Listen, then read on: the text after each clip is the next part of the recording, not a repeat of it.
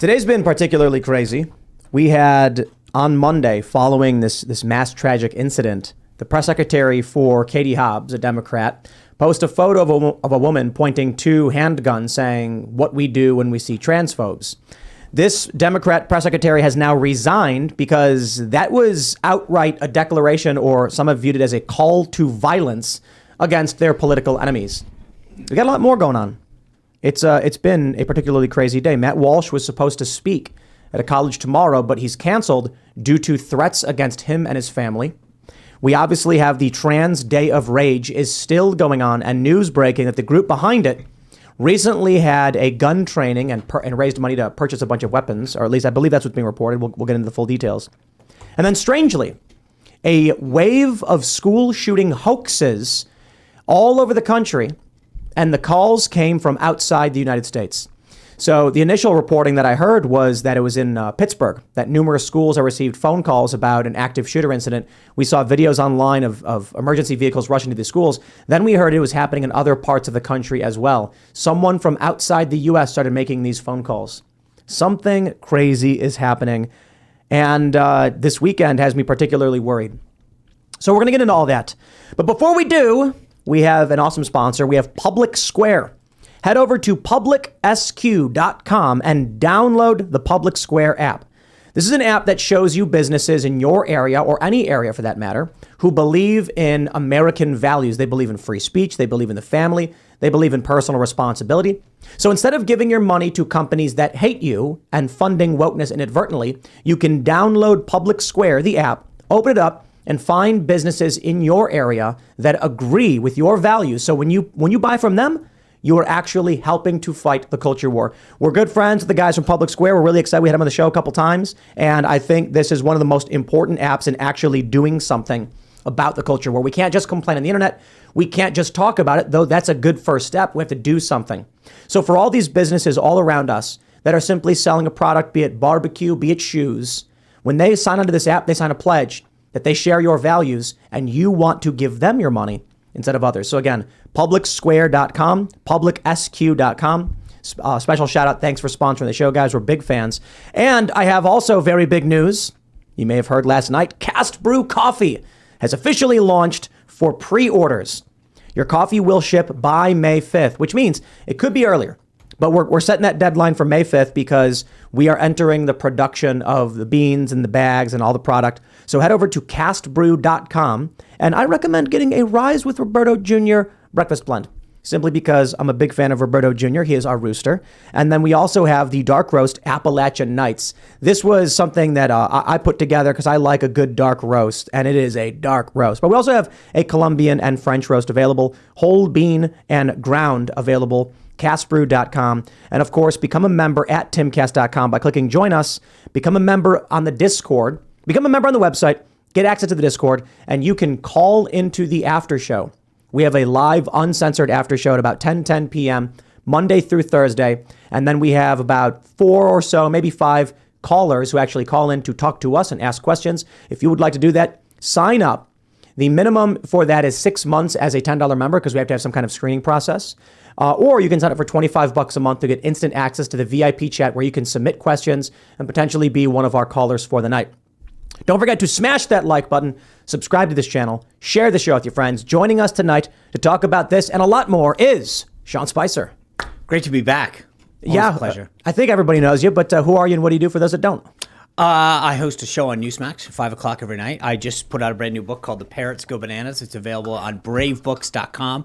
Talks about the ills of fake news. And you want to talk about a great deal. I mean, you mentioned Public Square. These are guys who put out great Christian patriotic books that speak to our values. And they get to what they allow kids to actually read something. As a father of 2 kids that are 12 years old, you want something that you can have your kids that have something that builds character, that talks about something that you can feel comfortable as a parent knowing that they're not being indoctrinated with. And, you know, I don't actually talk about fake news in the book, but it's something that you can read to your kids and know that they're dealing with issues that they're going to face as children, that they know how to do the right thing. So, Brave Books has been a great partner to help educate kids. They've got great authors. I was with Kirk Cameron, Jack Pacific, the Libs of TikTok author, Chaya, today, and we were out there talking about with kids our books, and it was fun. And this is what Brave Books has been all about. So it's been fun to partner with them. It looks like the allegory is that the parrots are the referees and they may have gone crazy. Well, the parrots are actually the bad people in this book. They actually they are helping to perpetuate false news. So you've got good characters in this book, and they are spreading bad news through this system called Tubular, which is like YouTube. But we help the kids understand what happens if you spread false information. I've had. I mean, I know you guys have all dealt with it or seen it. You talk about it all the time. I've been accused of things. I know a lot of people have seen it, dealt with it themselves. And so part of it was what happens if you're accused of something falsely, but also, and I think this is like what I see with my kids a lot, that they're encouraged to pile on. So it's not always if you're the ones that are accused, because there's only a small percentage of people that have that. But I think more likely than not, you're encouraged to jump on the bandwagon. And that's where I wanted to write, and because that's what kids deal with. It's like, let's accuse this kid of being the bad person. And part of the book is, whoa, slow down a moment. Let's get all the facts first. Think about a guy like Nick Sandman from Covington Catholic, who by the time all the facts came out and all the video was out, the bell had been rung, and you can't unring that bell. And I think part of this, and this is what we were talking about today with these kids, was let's slow down, don't judge, let's presume the good in people. Let's not try to go out there and convict people before we have all the facts. And that's what I think we need to be teaching kids. Right on. So this should be interesting. Well, we have a lot to talk about. We also have Hannah Claire Brimelow hanging out. Hi, I'm Hannah Claire Brimelow. I'm a writer for Timcast.com. That book sounds awesome. Well, thank you. And I'm Ian Crossland from iancrossland.net. What's up? And we also have Serge Duprea. Yes. I'm muted because I generally keep muted. What's up, guys? Serge.com. Let's have a good show. Let's jump into this first story. Now, this was difficult because we have a couple big stories. We have Democrat press secretary for Katie Hobbs, Jocelyn Berry, resigning. But we also had news earlier in the day from Matt Walsh. I think most of you know who he is. If you don't, he is a prominent conservative commentator. He put together the documentary, along with the Daily Wire crew and many others, What is a Woman? Challenging Gender Ideology. He was supposed to speak at Washington and Lee University, but due to threat, let me just read the tweet for you. He says, sadly, I have to postpone my speech at Washington and Lee University due to threats against my family and other serious security concerns in Nashville this week. I cannot leave my family and fly to another state. I hate to push the event off, but my wife and kids come first. I intend to continue my spring college tour as planned in the coming weeks. The event at Washington and Lee will be rescheduled as soon as possible. The threats to my family only make me more determined to fight this evil. I will not let any harm come to my children or my wife, and I will not let these psychopaths scare me into silence. Neither of those things will ever happen, I promise you. In case it wasn't clear, this has nothing to do with Washington and Lee University. The event was coming together well and everything was perfectly fine. May have been some protests planned, but nothing major. The potential danger is at home, which is why I need to be at home. So things are getting absolutely crazy. We have many conservative commentators banned on Twitter still for calling out this trans day of vengeance. And it's really weird. I was thinking about this earlier. Obviously, we had this tragedy that happened on Monday. This psychopath goes into a school/church, kills children and faculty members. And then what do we see? There's a viral video going around, Libs of TikTok posted, of a trans activist telling people to get weapons and to go physically beat people. I've never seen anything like this. Typically, when let's go back in time, when we had Andy Ngo get attacked, you actually had the corporate press come out and be like, okay, this goes too far. Now you actually have the corporate press coming out and saying, well, the real victims here are the trans activists, despite the fact they're sending death threats to the family of Matt Walsh and planning a violent action, a day of vengeance starting Friday into Saturday and Sunday. I call it a day of vengeance, but now they're saying it's going to be 3 days. They're saying it's still going to be happening. But this is backwards. I just don't understand this, that it's everybody else's fault that this individual went out. I mean, right now, the person that perpetrated this crime and killed 6 people is being equated to a victim. What is going on? I don't understand what has happened in this country. We are literally less than 48 hours from a major tragedy, and somehow the mainstream media has turned the person that perpetrated this crime, taken 6 innocent lives, into somehow of a victim, and we're sitting around having this debate, and my mind is blown, going, what is going on? How old are you? 51. 51. So here's what I think is happening. The older generation that was raised off the internet they have a similar view of the country, be it left or right, liberal or conservative. But the millennials who are raised online are hyper-polarized. Yeah. So the reason why I think we're seeing this happen is that millennials are starting to take over these industries, be it media or otherwise, and they are hyper-polarized. Their world is so dramatically different from your world. As soon as they take the reins of the editor-in-chief position or the executive editor position, start making decisions on how articles get framed or what stories get covered, this is what you start to see. I think you're right. I mean, that's exactly. There is this dichotomy in the country right now where young and old see the world differently. It's about patriotism. Who views the country as patriotic? I mean, the poll that came out the other day in the Wall Street Journal that shocked the heck out of me. 38% of the country views patriotism, and I literally, a bunch of people I knew said, "Well, I wasn't shocked at this," and I said, "You weren't shocked. I get the division." But there was something that I thought united us, and that was being able to say, okay, I'm an American. And I mean, maybe I didn't think it was 70% as I used to, but I thought maybe it'd be in the low 60s, 38%. And I think that you put your finger on it, Tim. This idea that there's a huge divide between whether we grew up with the internet or without it. And that's, and I mean, I see it every day, but I don't know, maybe this is what's manifested, the idea that you can see a tragedy like this and then say, here's the person who perpetrated it is also a victim. And I was reading some of the statements today and from some of these groups that you mentioned earlier, and they were like, there are two victims in this. And I'm like, no, there's not.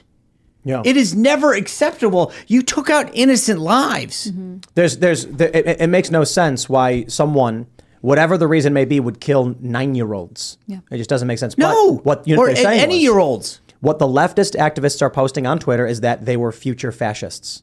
I'm not exaggerating. Andy No has covered this. They are posting that there are people on the left saying that it's a good thing because the future fascists were stopped. But this is the point. You're 51. When your demographic, when Gen Xers and Boomers are no longer in control of the system, either through retirement or passing on, this country will fall into abject civil war. If we take this shit seriously. I mean, if people are saying crazy stuff online and we're like, oh, he said he was a dog. Everyone look, he said he was a dog. Oh no. Like, it's a terrible weak defense to say that this person is a victim somehow. Sure. Obviously, they were drugged by someone. I mean, in that way they were victimized. But Ian, the issue is the corporate press is writing puff pieces for this person. Some of it. It's not about, and that's, as Sean says, unheard of. But this isn't, look, I get the left-wing groups maybe, or the left-wing media. There was a piece in NBC News. Yep. This isn't some fringe organization or some fringe media piece. This is one of the three major broadcast organization that is somehow giving a platform of sympathy to a killer. Yeah. Yep. I think you have to draw parallels to the relationship between religious radicalization and the online community. You'll hear people say, I remember being taught this in college, that you'll have migrants move to France, and they are the first generation of their family to go to school there, but they don't feel like they are French, and they don't feel like they are part of their heritage. They're not from their country. And so they look online for acceptance and community, and they're more likely to become radicalized that way. And radicalization often calls for violence to carry out your beliefs. And so this is something that I was taught over and over again at my university. This is a pattern that we see with people who are radicalized. And it's the same thing that's happening with people who grow up in extreme gender ideology. They seek it out online. They feel uncomfortable. They look for community. And the community says, you are being attacked at every turn and you need to make sacrifices. You have to be willing to act on this. I think something that many conservatives and many in the older generation haven't asked themselves is, when the people, these millennials and Gen Zers who hate this country, they hate it with a passion. When they start taking over companies, what will this country look like? So a few years ago, Colin Kaepernick took a knee during the national anthem, and it was a controversy. Within the span of only 2 or so years, every major sports team, every major athlete was told to take a knee. That is a culture revolution overnight. And only now there are athletes who are saying no to this, and they are the controversial ones now. Mm-hmm. Think about that flip. It is going to keep happening because this is what I think people don't realize. In 2015, Donald Trump starts running for office. A child who is 10 years old will be voting 10 years old then, who had no understanding of politics. Their developmental years is all being raised by a media lying about Donald Trump, lying about the conservatives in this country and the right, and now they're going to vote for the first time in 2024. That degree of influence is going to keep getting more and more dominant, and as Gen Xers and Boomers retire and pass on, give it 10, 20 years, and you're going to have two different factions in this country. You already do, but here's the issue. Among millennials and Gen Z, the bifurcation is clear. Far left extremists are calling for more violence in response to what happened on Monday. Something would be shocking. I mean, we wouldn't tolerate this 10 years ago. Everybody would come out and be like, okay, look, man, we know we have our differences, but this goes too far. Not anymore. And it's because the younger generation is gaining more and more power in industry. That's the natural flow of things. It has nothing to do with people becoming radicalized. It has everything to do with young people already being radicalized on these platforms. Of course, that's why we see in schools these teachers trying to teach critical race theory and radical gender ideology, because they are trying to indoctrinate them at a young age. They will grow up. They plant those seeds. They put the glitter in the carpet that never comes out. And those kids don't need any more guidance. So give them 10 years, it's done. You know, it's funny. For the longest time, I had this belief that one of the mistakes that conservatives made was not going into high school and colleges, right? And then I said part of the problem is that students aren't exposed to conservative ideas and thinkers. And then we see what's going on. And I saw this myself. After I left the White House, I went to 20 college campuses. And I saw firsthand the idea of getting shouted down, right? And I know Matt is saying that he's not going to Washington Lee, not because of them, but because of another. But the goal right now of the left is to not allow those voices to be heard, whether it's, me and all these authors at Brave Books to be able to go in to talk to kids, or people like Matt Walsh and some of the other folks to go to college campuses. The idea is to not allow these kids that you're talking about who are going to vote to even know that there is another point of view. We want to shut them out. But the idea that you were also talking about, this idea that these folks are talking about violence, something that the left used to abhor. They're now talking about this weekend, getting guns and going out and getting people. And again, where is the leadership from the top saying this is unacceptable? The president of the United States has been asked to comment 2 days in a row. Not only has he joked about it, but he hasn't condemned the violence that the left is talking about coming out and seeking retribution now. Well, because they're his people. Exactly. I don't think Joe Biden is like a staunch leftist, but he gains power from these groups, and they are willing to tolerate him if it destroys the right. That's why many of these, you had some prominent leftists make videos saying you got to vote for Biden back in 2020. And it was weird. He's like a corporate establishment politician, but he's closer to them. So he knows he gets some benefit from their politics, which is why Democrats pander to them. So what does he care? All right, he's a vessel. It works. It works for him. Right, he's just a vessel. He knows, hey, did you hear about Merrick Garland ordering marshals not to arrest the protesters? Yeah. Right. Because it benefits them. Right. I mean, the funny part is when he gets asked about these slides that were instructing the marshals, he says, I don't know anything about it. Well, you were the guy that claimed just a while ago that you were the ones who instructed the marshals. So on the one hand, whatever it was a year ago, you're claiming you were the one who ordered them. You had to give the order. But when it came to the instructions to the marshals, you knew nothing about that. The instructions that said, let the protesters do what they want. Mm-hmm. I mean, it's funny how he only knows so much. I want to jump to this story from the Daily Mail.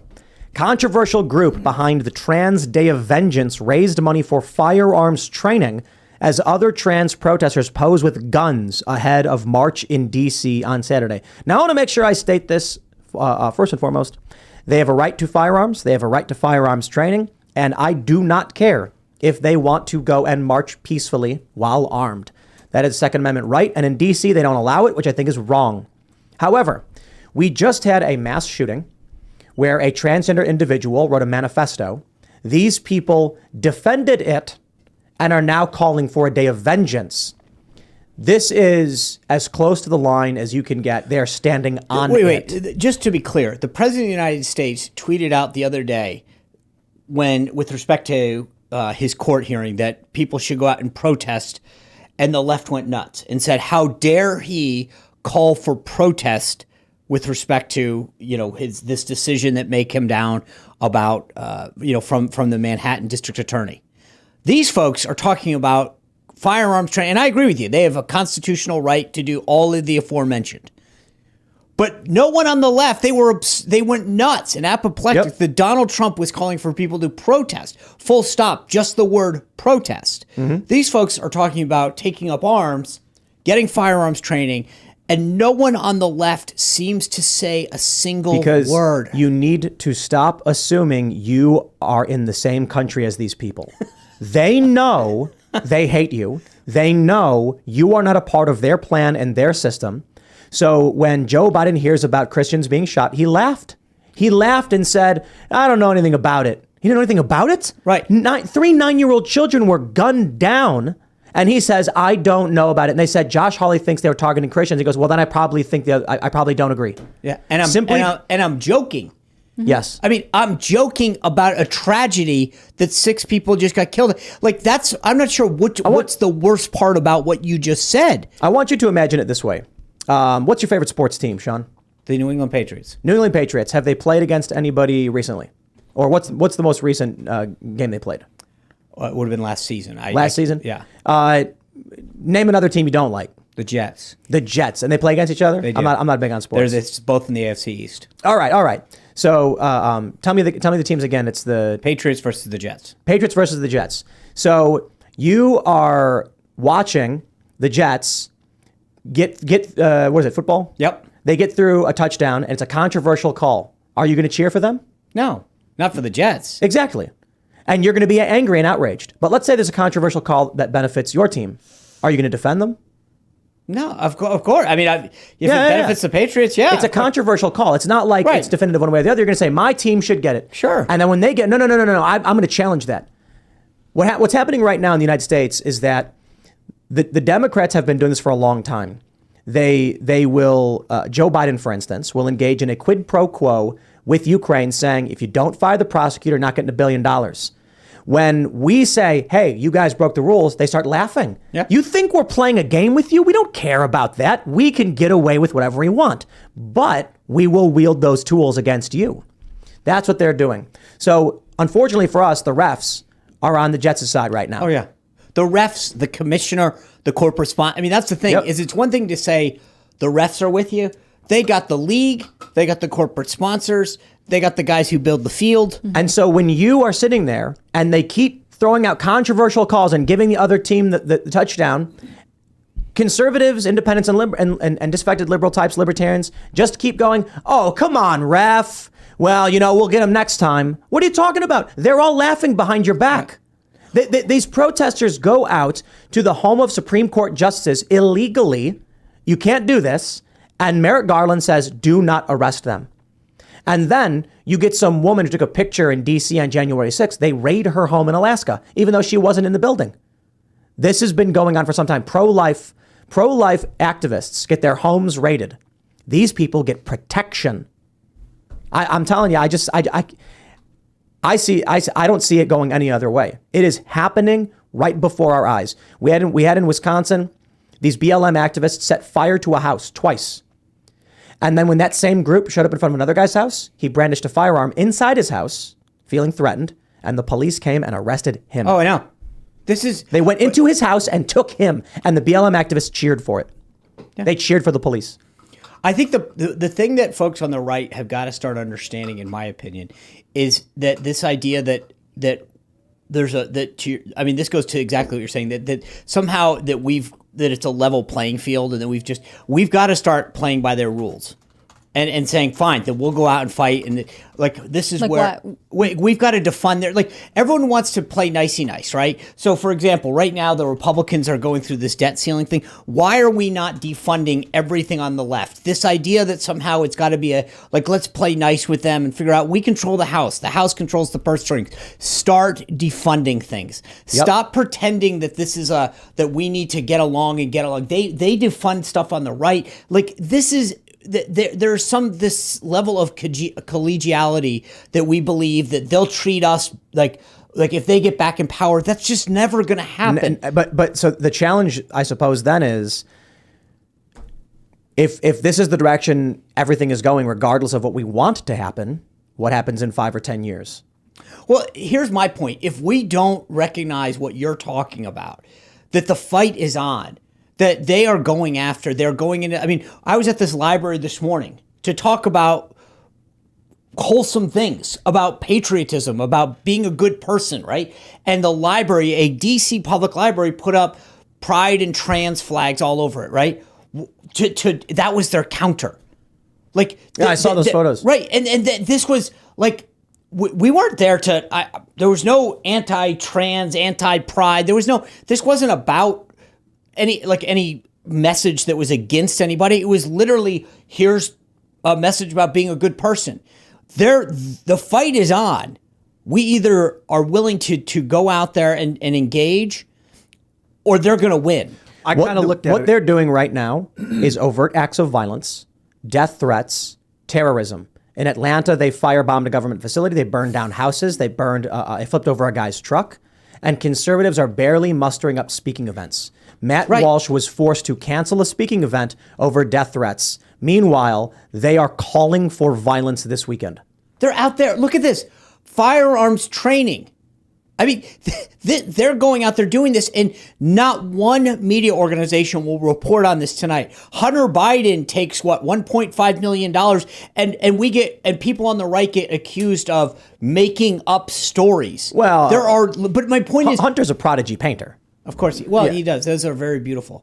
Uh-huh. But the point is that at some point, we've got to start understanding that the corporate media and everybody else, they're not going to give us a fair shake. So go out there and stop pretending this idea that, I mean, I saw a story today on the way here. Chris Christie won't support Donald Trump if he's the nominee. Stop it. Do you think that they said that when John Fetterman was the nominee in Pennsylvania or Joe Biden was the nominee? This is this idea on the right that we're all this purity test. Give me a break. I'll vote for any Republican that's the nominee to go against Joe Biden. Mm-hmm. Stop this nonsense. I just think it doesn't matter what we do. The millennial and Gen Z generations and younger are hyper-radicalized, hyper-polarized, and the only thing stopping overt and direct conflict is that Gen X and boomers are still in control at the highest level of institutions. But we've got a good 10 or 20 years left before they're not. And then when you get Disney run by woke leftists and their entire worldview is solidified and they think you're a Nazi, we're already seeing what happens with Merrick Garland in control of the DOJ.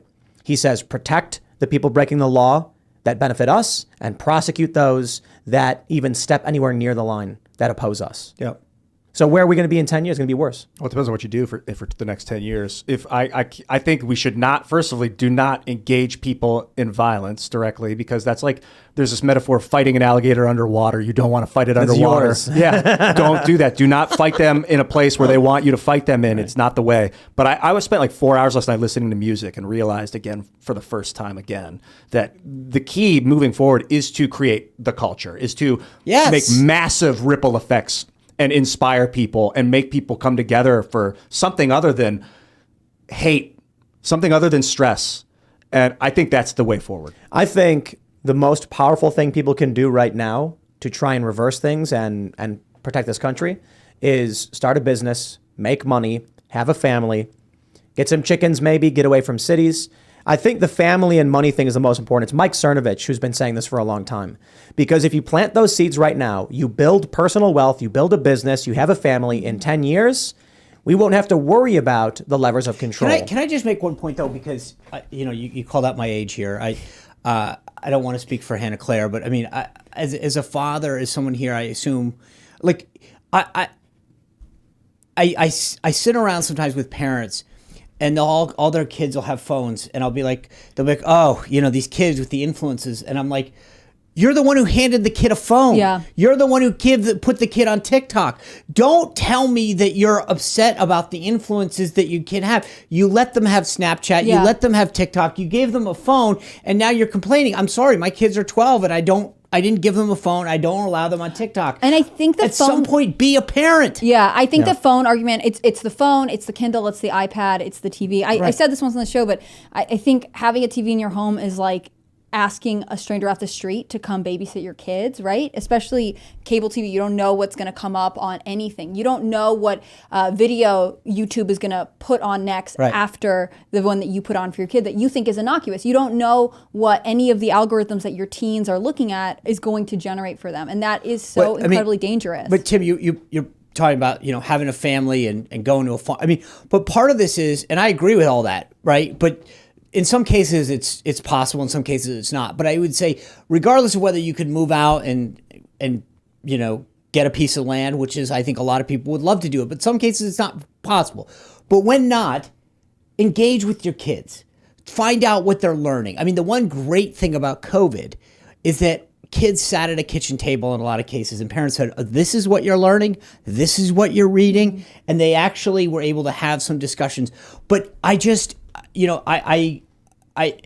I think that too many times YouTube is substituting for a babysitter or substituting for parenting. Or your neighbors. I think that at the core, the family is the nuclear building block of society, right? But you should know your community as well, right? That's one of the reasons I love coming into an office. I know the people I work with. I know what's going on with their life.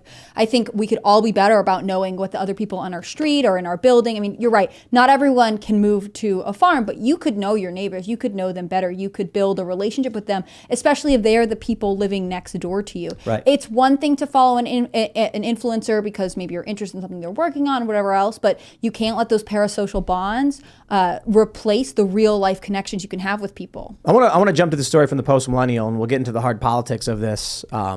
We have this story. Katie Hobbs' press secretary resigns in disgrace after posting threat of violence against, quote, transphobes on Twitter.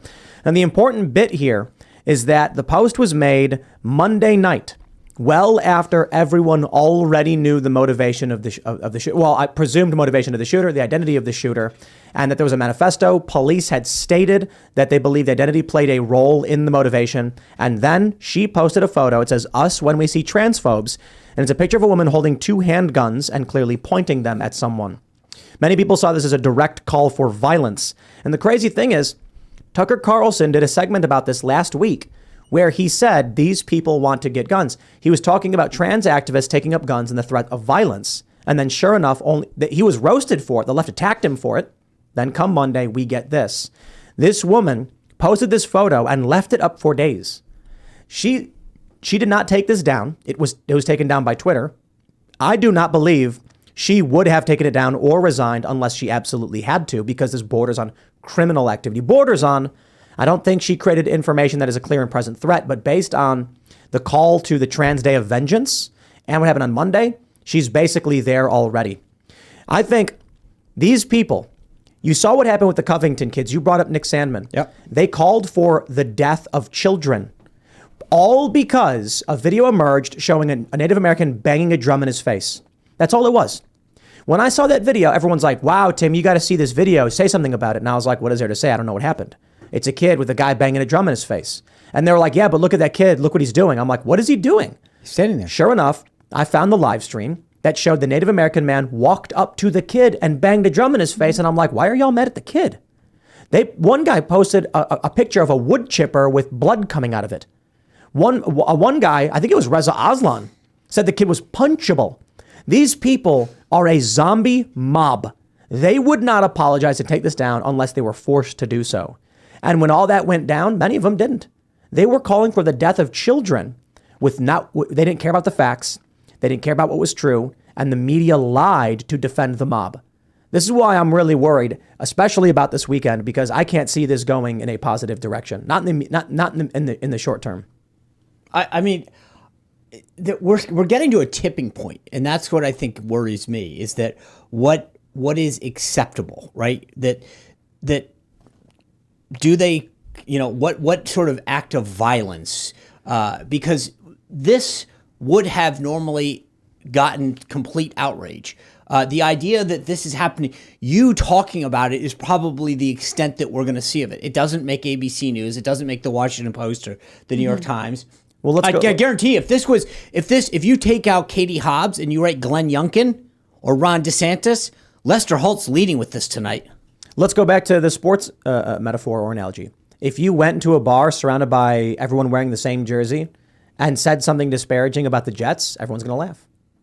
No one's going to go, hey, look, man, look. It goes a little too far. They may be a different team, but we're all just trying to be friends. They'd be like, yeah, and they'd high five you. Right. They don't care when you insult the opposing team. The only problem is a friendly sports game, it's fun to have that kind of rivalry, and it's almost, sometimes it gets out of hand, especially with soccer hooligans and stuff. But the hokey, like my team is better than yours, is all in good fun, and we want our teams to win. The problem with this is they're telling everyone it's life or death. They're saying the right wants to commit a genocide. Mm-hmm. Well, that level of rhetoric it's in the real world, and these are people who have guns and are doing firearms training. Now, what we saw on Monday, they've been planning for things like this, these far left extremists. But the thing that I find funny too is it's the opposite, right? I don't really care. I mean, to be honest with you, like my view has always been, and I think generally speaking, people on the right are like, hey, go live your life. I don't really care, right? I mean, that's generally, people on the right generally are like laissez-faire about what you want to do with your life. It's the people on the left that are the most intolerant. They preach tolerance, but they're the ones who actually want to come out and attack people on the right. They love to preach about this idea of tolerance, but their idea of tolerance is agree with me about being tolerant. It's hard for me not to wonder if this sort of, and you're right, it won't get picked up everywhere, but a fair number of people have talked about this tweet and how it seems just obviously inappropriate, uncalled for, completely insensitive. It makes me wonder, independents, how they'll react to it. People who are sort of not very political, they might lean a little bit left, they might lean a little bit right, but watching the ground beneath them shift and totally split, they're going to have to make a decision on which side they fall. And I can't say that this is enticing anyone to think highly of Katie Hobbs. Obviously, it's not her official account. It wasn't from her. It's just someone who was in her administration. I think these moments where you have people siding with someone who literally murdered children and 3 adults, it comes down to the independent voters. What are they going to do? They're probably going to side, many of them like cowards, with whoever's in power. But I think, but my point is this: if they're never presented with that choice, and that's what I would argue, is that if you walk down the street tomorrow in any place, they're going to say, I didn't hear about this. Mm-hmm. I mean, I would say this all the time when I used to work at the RNC, and I'd call a reporter up and say, hey, I'd get a call and say, little Tommy at, Jefferson Middle School did the following bad. What's the RNC's position on it? We get called for everything. And then some prominent Democrat would do something outrageous. And I'd be like, did you guys call the DNC for comment? Every Washington Post, New York Times, they go, oh, we didn't even know that occurred. I'd be like, how did you not know this? Nancy Pelosi's the minority leader, Speaker of the House, whatever position she had. Well, we didn't hear about it.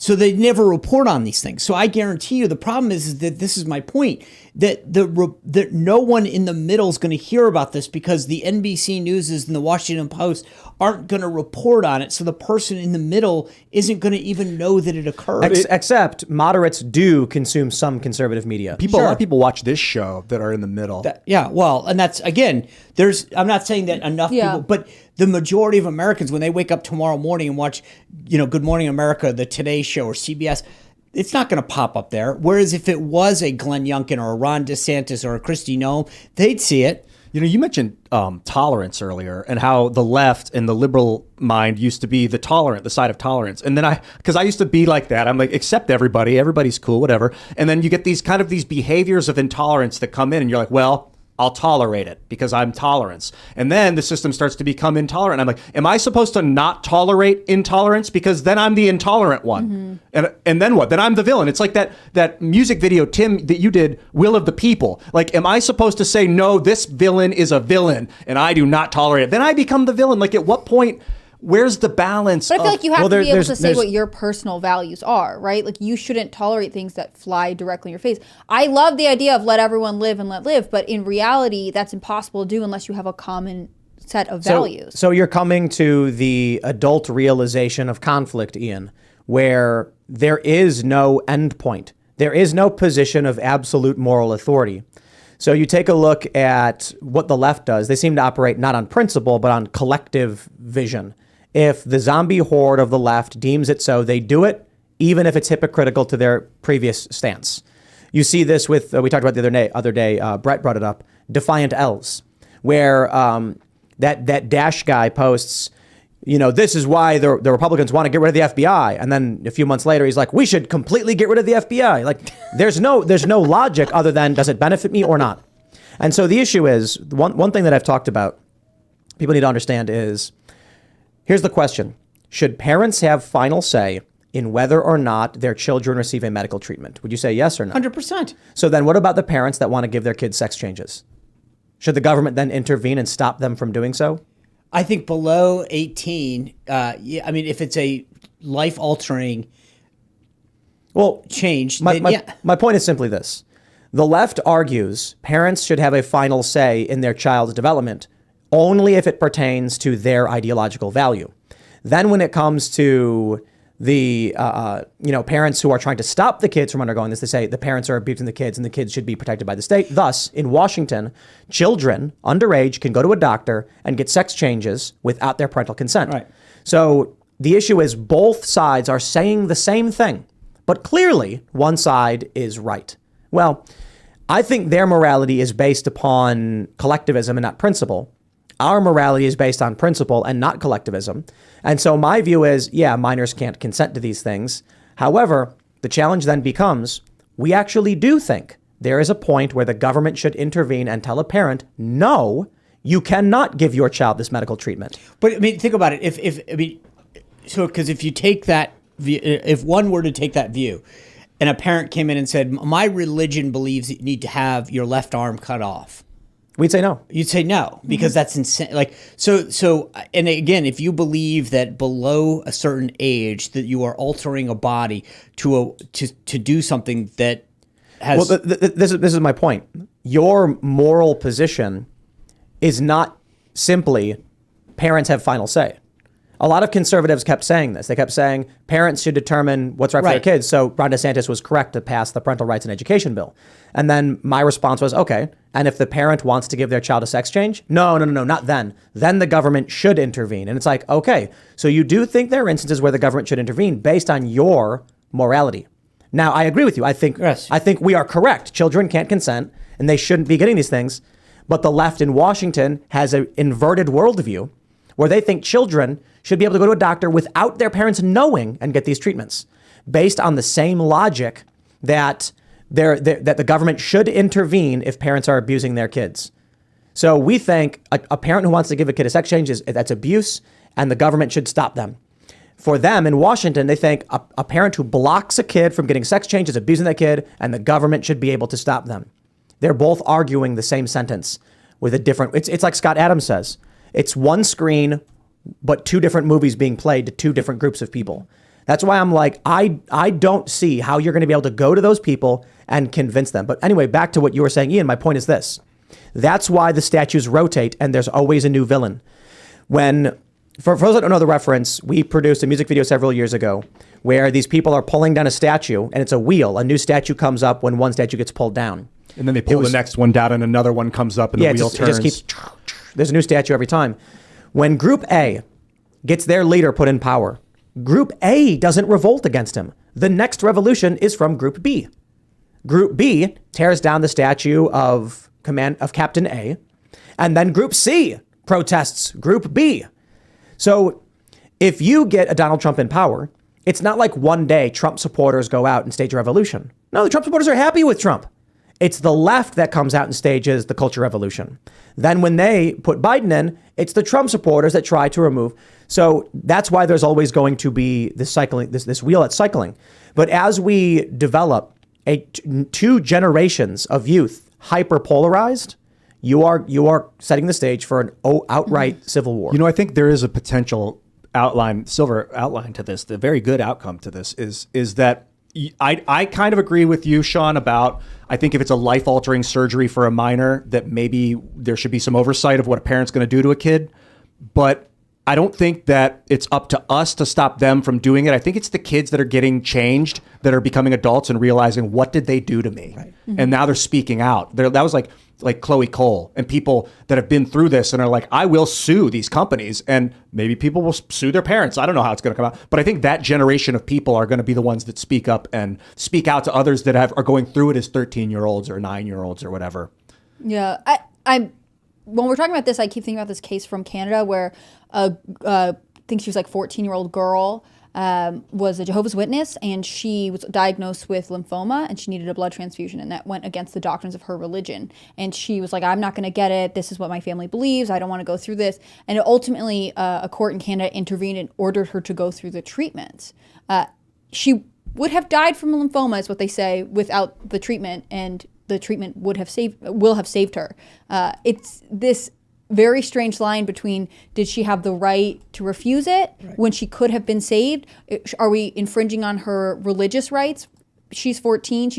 It's different than like a 6-year-old, but she's still not an adult. At what point do we say there are some things that we do to protect your life so that you can become a full adult and make the decisions on your own? Exactly. I'm big into naturopathic medicine. That terrifies me, that I would think, like, no, you have to take the pharmaceutical under court order. Yep, that's ridiculous. Mm-hmm. Like you need diet and exercise and sunlight. Those things are like the basis of health. So I don't like that. But there's not really a naturopathic answer to the gender question, right? Like that would be like, maybe go to therapy and talk about it with someone and wait until you're older to intervene. But with transgender issues, it has to be medical intervention. It has to be surgical. It could be diet too, like stress. If they're drinking a lot of Pepsi when they're, no offense, Pepsi, if they're drinking a lot of sugar when they're a little kid, that could tweak them out, make them go crazy. If they're getting Adderall when they're 9, like that's dietary. But if your parents then also believe, yes, you are born in the wrong body and we need to intervene, it's not like they're going to be like, so stop drinking Pepsi and that'll cure that, you know? Like there are some issues where people's personal convictions conflate against what actually might be the safest route. You know what I'm saying? Yep. Yeah. Okay. Well, let's jump to the next story. We have this from the New York Post. U.S. Marshals told not to arrest abortion protesters at SCOTUS justices' homes. U.S. Marshals assigned to protect Supreme Court justices' homes following the reversal of Roe v. Wade last year were directed not to arrest protesters unless absolutely necessary, according to newly revealed documents. Senator Katie Britt unveiled a series of training slides used to prepare marshals for their assignments as she grilled Attorney General Merrick Garland at a Senate Appropriations Subcommittee hearing Tuesday. The slides instructed the marshals to avoid, unless absolutely necessary, any criminal enforcement involving protesters, and that making arrests and initiating prosecutions was not the goal of their being stationed outside the residence of the court's 6 conservative jurists. So I think, plain as day, you can see it right there. Someone showed up trying to kill Kavanaugh and his family. They said outright, no enforcement. Let them go. Let them do their thing. It's illegal, by the way. And the reason it's illegal is that, I believe it was in the 50s, they said judges are not elected officials, or these at least, in the same way. And if judges cannot be free from political pressures, there is no justice, because that's how the court system works. So they said, in this instance, no protesting judges. These people are now doing it. The left is defending it. Someone tried to kill this man. And Merrick Garland is saying, you're free to keep breaking the law. Where's the... But then he denied. Where are the Republicans? Right. Yeah, exactly. And that was the problem, is that it took this long, too, to figure it out. Mm-hmm. Why? I mean, you know, it would have been nice if you're Kavanaugh or his family to know this like a few months ago when it was happening. But the idea that Merrick Garland stood there today and kind of denied that he had any insight into this happening. There are training materials. Katie Britt, the senator from Alabama, is literally posting up these slides saying, here's what this shows. And he's like, I have no idea. That's a bad sign for him. Like, why would you say, I have no idea what these people who are directly in my chain of command are doing? There's a point at which you're either incompetent or lying, but it's one of the two. Which one is it? I mean, you either don't know what's happening in your department, or you're lying. Because think about this. This isn't like, hey, did you know about the guard at the front gate? Right? I didn't know. Okay, well, there's 18 doors and there's a bunch of buildings. These are Supreme Court justices that are being threatened. And you're the guy that's saying, I'm going to send U.S. Marshals to augment the security.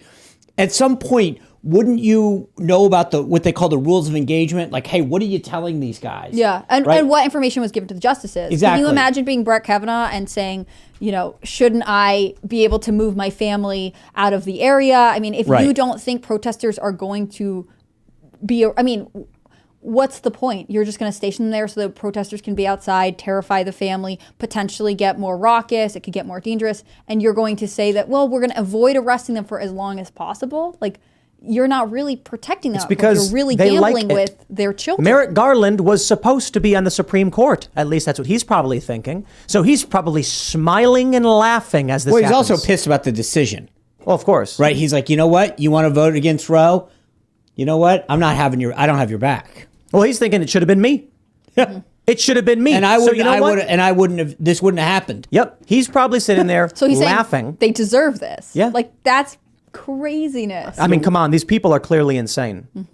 So I imagine he's sitting there laughing about this, being like, you shouldn't have been there in the first place. It's your own fault. This is so horrible. I have something I want to say that I'm not comfortable saying on YouTube.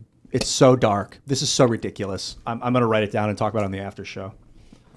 Well, thanks so for now letting we him know. definitely have to go to the after show. Yeah, But can I here's the other thing that I would just say that is interesting, because this has started to, whether or not it's a Supreme Court justice, it's a government official, it's a member of Congress.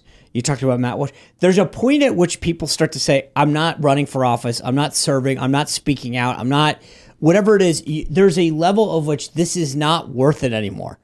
And you talk about Matt Walsh speaking out, Brett Kavanaugh serving as a Supreme Court, and so-and-so running for office, so-and-so serving in the government. At some point you say, this isn't, I'm going to shut up. Whether serious or not, there have been people who have been like, Tim, you should run. And my response is, I could not imagine having all of the problems of fame and none of the money. Like, if you want to be in office in politics, I think you're nuts. Because Kavanaugh makes like $270,000 a year.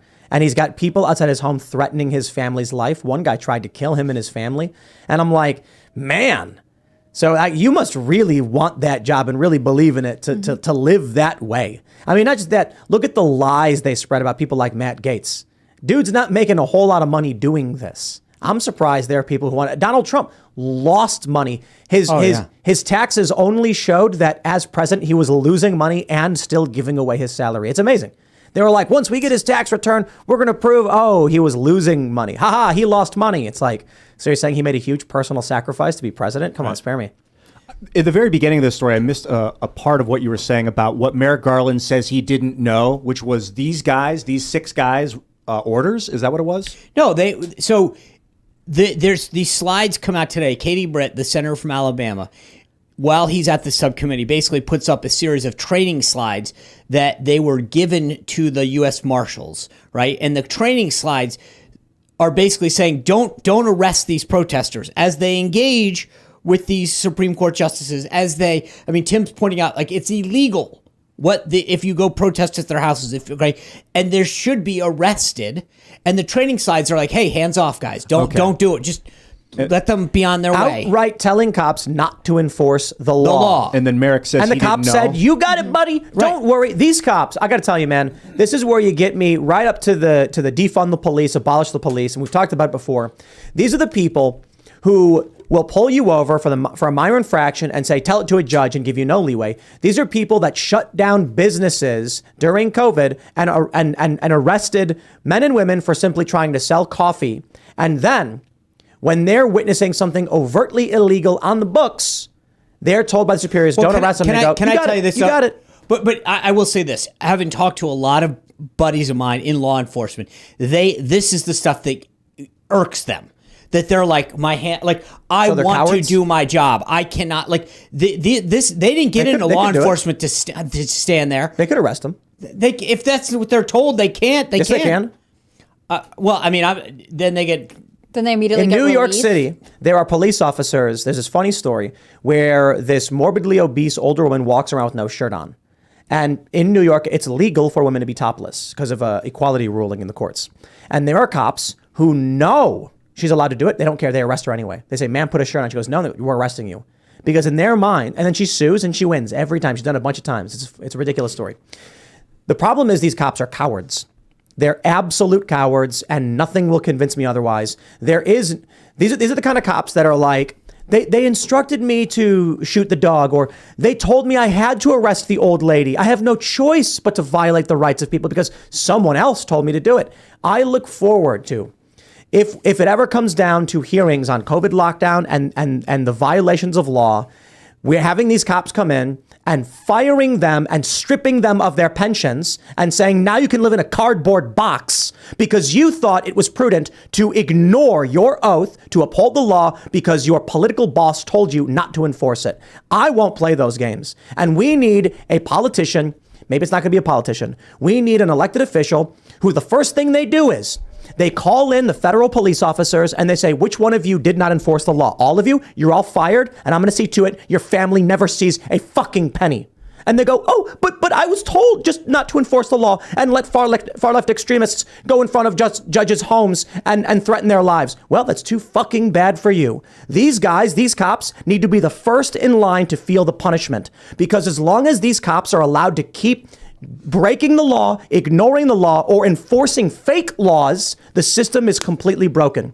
When I see salon owners get arrested under unconstitutional edict, when I see churches shut down and police officers enforcing the shutdown of churches in violation of the Constitution, with Cuomo saying, even though the Supreme Court of New York ruled against me, saying I'm not allowed to do this, I'll just create another executive order and do it anyway. You know why? Because these cocksucker cops will absolutely enforce edict from these executives, even if it's against the law. Because no one will go to them as individuals and say, I will destroy you for enforcing this bullshit. People keep making excuses for the cops who are doing this. And if it's not the cops, it doesn't happen. If there were no police officers, there would be no unconstitutional lockdown. If there were no cops, there would be no churches shut down during COVID. And everyone gave them a free pass. When the cops went to that gym, Attilas in New Jersey, and arrested the people outside of it, or I think the owners got huge fines, got shut down.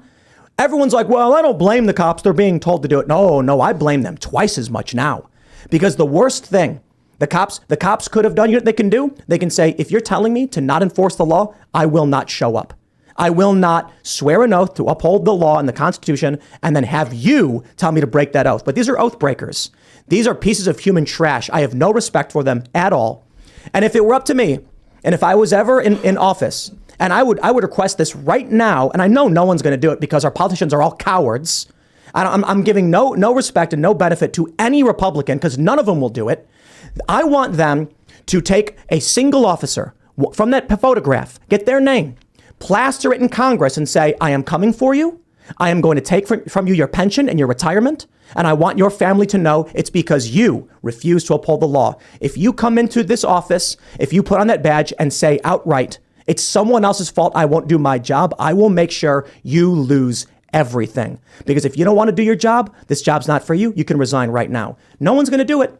No one's going to do it. Conservatives are going to keep licking the boots of these cops who bashed them over the head during COVID and who refuse to enforce the law to protect our justices.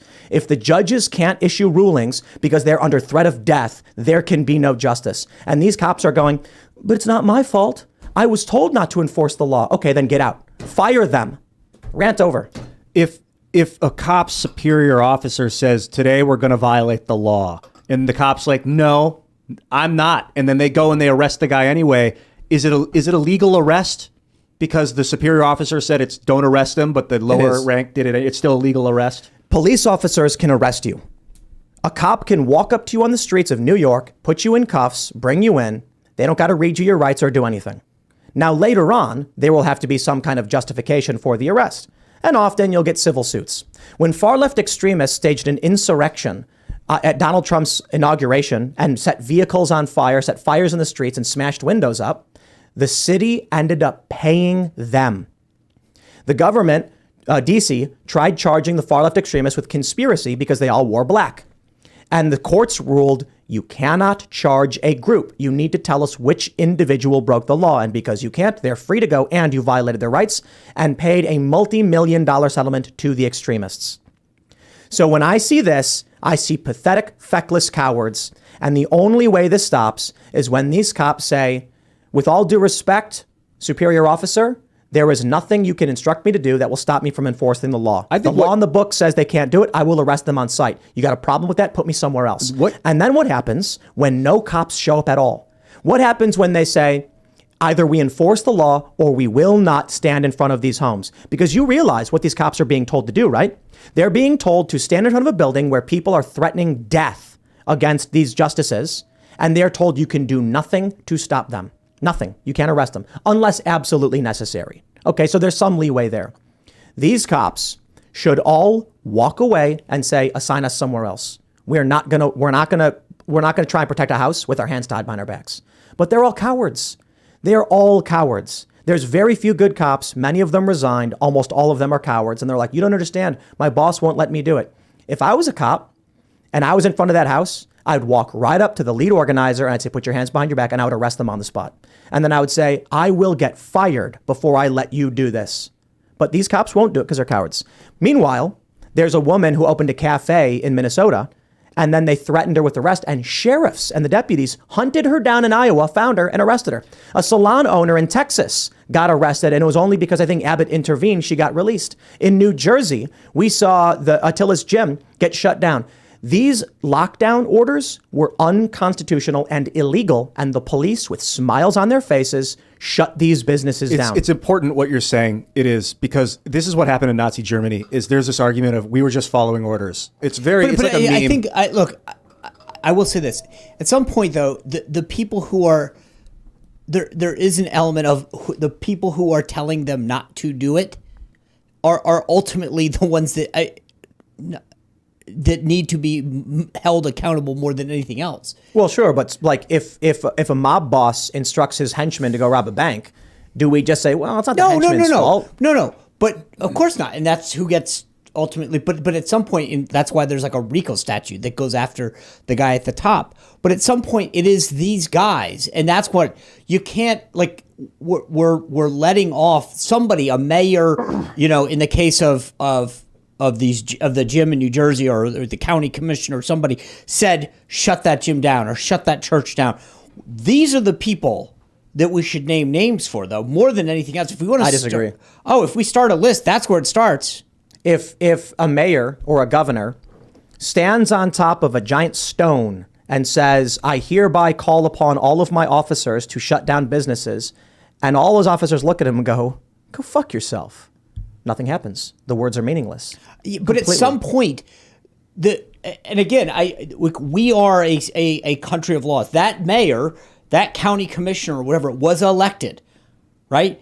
And so that's the person that is held accountable more than anything else. Who holds them accountable? Like, what's the structure here? So, like with a cop who violates an order or acts against people, maybe they get fired, maybe they themselves face consequences. But when you move up the chain, who's holding them accountable? I think that's the challenging part of this. Well, what I'm saying is somebody is giving the order. Mm-hmm. And ultimately, that is the person that is most accountable. No, absolutely not. Yes, of course. Nope. The person taking the action is most accountable. The person who incites or instructs has some accountability, but it is these individual officers who are doing it. Look, at some point, that they're like, you can't tell me. I mean, that's like in the military. At some point, that the job of the person who executes the order, if it is a lawful order, their job is to execute it. Somebody at the top gave that order. That's the person that's accountable. And it's also the law that if they are given an unlawful order, they must disobey it.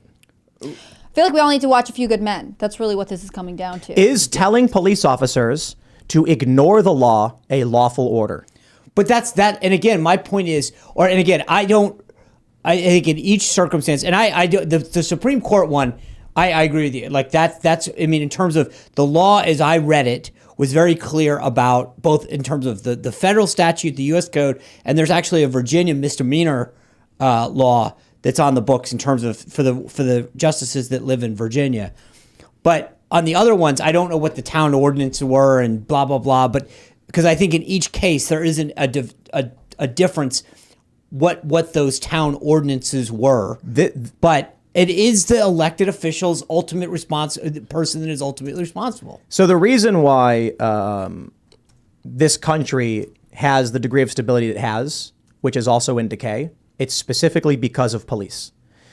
I've heard so many stories, and I've experienced this. I remember a great story I was told where I don't know if it was a public story, so I should probably keep some of it vague, but driving and speeding in Russia. An individual told me that they got pulled over and the cop just, rubs his fingers together. And they say, here you go. And the cop says, have a good day. Right. And then he says, actually, if I give you extra, will you pull this guy behind me over? And he goes, sure. That's corruption. What these officers are engaged in is abject corruption. So they're saying, I will not take any responsibility for the actions that I take. I will not take any responsibility for the instructions given. It's always someone else's fault, which means these officers are only working for their own personal gain. And this means, let me finish this. If each individual officer said, I will uphold the Constitution, and you give me an instruction that's bad, I will defy it, then we would have the most secure and protected culture in this country. You'd have cops saying, I'm not going to unjustly arrest someone. You'd have cops saying, I am not going to ignore the law to benefit a politician. But you look at what's happening in New York, for instance.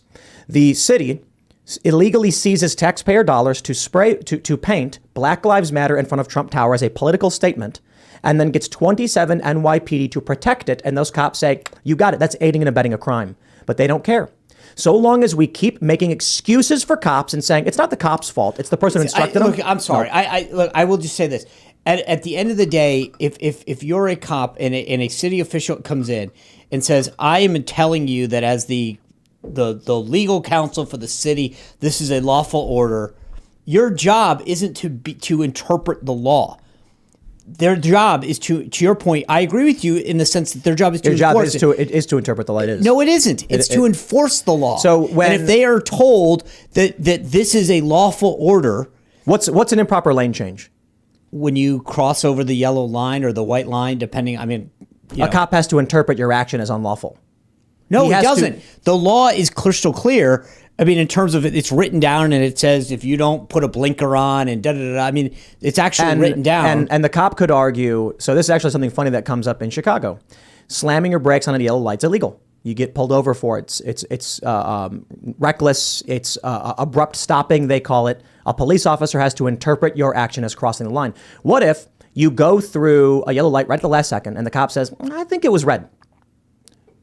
The cop has to make the ultimate decision themselves, whether to pull you over and criminally cite you. You can go to a court, you can ask a judge, but the police officer makes the determination.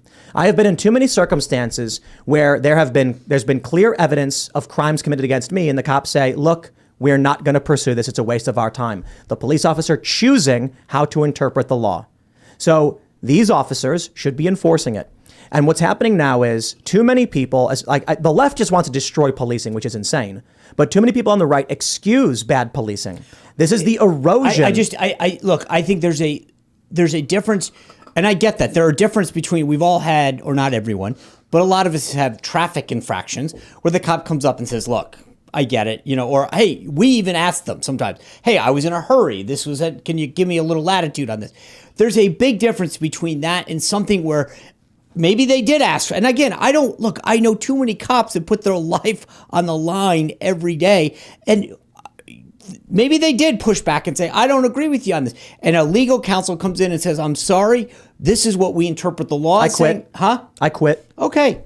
And maybe they should have, but who knows? I don't. Yeah, I just assume the good. Look, I know too many of these guys that put their life on the line so that, and you know what? As a guy that has dealt with enough threats, I know too many of these guys that have said, I'll walk through that door and I'll be there for you. You know what? They're enforcers for the cult. They are what's stopping us from ending the corruption. These officers, specifically in this image, are the officers who are enforcing the corruption of the machine. When far left extremists plan violent actions, these cops stand down. When a bunch of bumbling dotards walk through a door at the Capitol building, these people hunt them down. So I am not giving them any grace, none. You think they have a righteous justification to arrest their commanding officer if they're given an illegal order? I think, look, it depends on the situation. Again, I would say this. I know too many of these guys that wake up every day putting their life on the line to to save innocent lives. I mean, look at the guys in Nashville this week. Michael Collazo and Rex Engelbert. Yeah, those guys, they woke up. They didn't need someone to tell them what the law was. They woke up and said, we're going to save lives today. And you know what? I need more of those guys every day that say, I'll go do what it takes to save kids. Meanwhile, someone showed up at Brett Kavanaugh's house intending to kill and kidnap his family, and these cops are like, well, we were instructed not to arrest these extremists, so we won't. And here's my point, Tim. I don't know what they were told. He or did what get they arrested, though, right? I'm talking about the other people who are outside illegally. Right. Yeah. And again, Creating do I the excuse it? opportunity. But I don't presume that's how that went down. And maybe you're right. But my point is that for all I know, those 6 guys said, BS, I'm pushing back on you and I'm going to fight every day and call my union rep and say that this is ridiculous, or now I'm going to resign, or I want to be reassigned on this. But I hold the guys that told them not to do their job more accountable. I watched that video so long ago of the cops showing up to some guy's house, going into his home and arresting him when a violent mob showed up in front of his house, creating a very visible, imminent threat to his life. They'd set fire to another building previously, and the cops go to his house and they arrest him. Listen, I watched, when I was downtown and I'm watching the BLM stuff go down, there are days when I watch stuff happen and I'm going, are you kidding me? This person is literally committing a crime. I'm watching people get hit. Nothing is happening. So there are instances where I'm watching this stuff happen, but I hold the elected officials in this city and around America accountable for saying this is because they're. So if a commanding officer, a superior officer for these police said, listen, from now on, when you pull someone over, give them an opportunity to pay their traffic ticket in cash, and then bring that cash back to me, and we'll take care of it for you. And they go, okay, you got it, boss. Or would we be like, yeah, that's not, you can't do that. Well, hold on. He's not saying take bribes, saying pay their fine.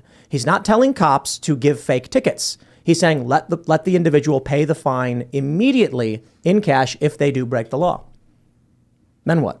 Are we going to tolerate that? No, then you get the commanding officer on video saying it and you expose him with something like Project Veritas. That's what should be happening. So with we these are having it crazy cops. exposed right now that these officers were instructed not to arrest people in clear violation of the law. It's obviously political. While this is happening, pro-life activists are having cops kick their doors in and arrest them. We're seeing the enforcement of red flag laws. We saw a woman who was wrongly raided by feds in Alaska because she looked like someone who is inside the Capitol. She happened to have been in D.C., but she didn't go in the building or break any laws. They still kick her door in and raid her house. So these cops have no problem doing that.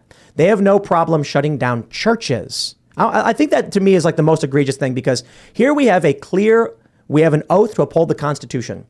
The right to peaceably assemble and practice your religion shall not be infringed. It is the First Amendment.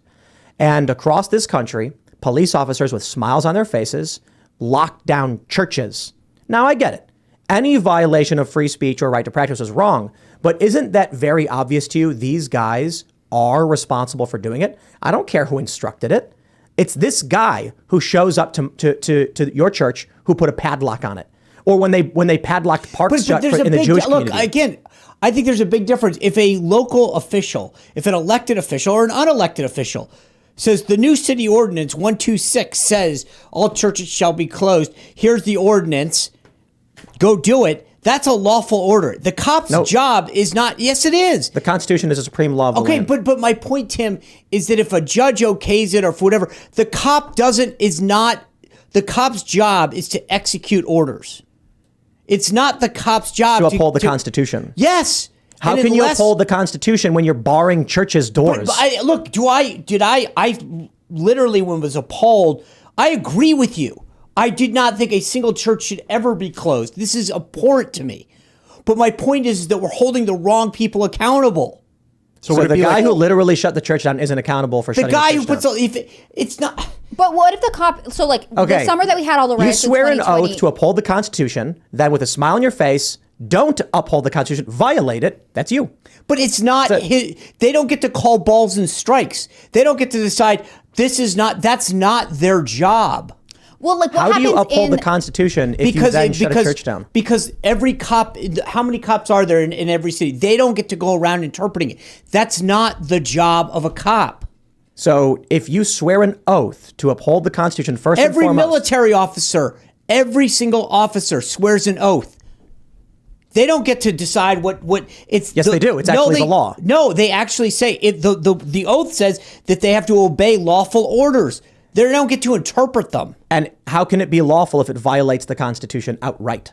But the point is that that's what legal counsel does. Is they say that's a legal order. And then what I would say, because I'm not a coward, is I will not follow that order, and I will take legal counsel to court and ask a judge first. Get someone else to do it, or I'll quit. Okay. Well, unfortunately, if we don't have, then we don't have a system of laws. Then No, actually, we don't have a system of law because cops won't follow the law. But I don't disagree with again, you and I are on the same team in terms of where the outcome should be. But what I'm saying is, if every single cop is going to say, "Great, you know what? I'm going to just start going to opposing every order I get," because maybe 5 cops. Because if a cop says, "Hey," police should not shut down churches is a simple and finite, granular point to be made. That one was obvious, and the police enforced it. Those are bad cops who should be criminally charged, in my opinion, for constitutional violations. End of story. I'm thinking about suspension of habeas corpus and how it's happened a few times, or at least Abe Lincoln did it. And then, like, this would be a conversation we'd be having about Abe Lincoln suspending habeas corpus for the Civil War. If he hadn't done it, you could argue they wouldn't have won the Civil War. I think that was specifically a corridor going from D.C. Up to Philly, because Maryland was a slave state and there was concerns about sympathies in Maryland. Maryland was like 1/3 sympathetic to the South. So not only did he suspend habeas corpus going up to this corridor, he actually had a bunch of state reps, delegates arrested. I mean, yeah, the dude, exigent circumstances, call it whatever you want, but the Civil War was nuts. And they called COVID an exigent circumstance, obviously. What I'm seeing here is, if individual officers keep playing this game of, it's not my fault, sorry, I was told to do it, then we don't have a system of laws. Because we have corrupt politicians and cowards everywhere. Because Bill de Blasio broke the law, stealing taxpayer dollars to paint a political message in front of Trump Tower. And the police said, look, I'm just going to protect it because I was told to do so. It's like, okay, well, if the mayor goes and robs a bank and you stand there protecting him as he does it, you are a bank robber. But that's a crime. So look, shutting down a church is a crime. Right, but wait. You don't have the right to kidnap people and shut down their churches. It violates the core tenets of this nation. The founding of freedom of religion and the right to peaceably assemble. We have laws protecting it. I agree with you on that. I'm not, I'm with you on that. This is the corruption of American civilization, of American society and this nation. That police no longer have moral standards, don't know, don't care, and our politicians don't either. And so the politicians say, if I get in office, I can give unconstitutional orders to police, I will never be held accountable, and neither will the police. That's where we are right now, based on this logic. The only solution is to tell these cops, you know what? When I'm in power, I'm going to make sure you feel it down to the bone. But here's the point. If the they is who I'm saying hold accountable? But that's impossible. It's not, because you're saying your whole point is when the they is in power. My point is then that's who you should be holding accountable. I don't. Everybody. You can't. The cops. No. But you're saying when you or who this theoretical person gets in power, you hold the cops accountable. No, always the cops accountable. But my point is, in order to hold the cops accountable, you have to be in power, right? Mm-hmm. So that person is the person that's causing the problem. Yeah, I think it's an interesting point. Like, if you have a cop who shouldn't have shut down a church, where do you take them to, right? Do you take them to their commanding officer who, as you're pointing out, said, that's what I'm saying.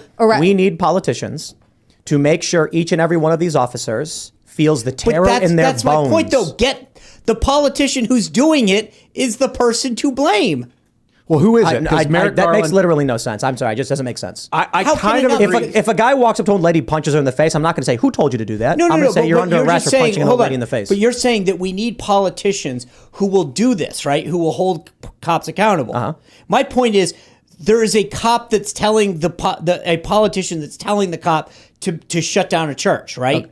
Okay. So hold that politician accountable. And then when you get in office, you go to those cops and you strip them of their pensions and hope they get on their knees and beg and cry. And you say, I don't care.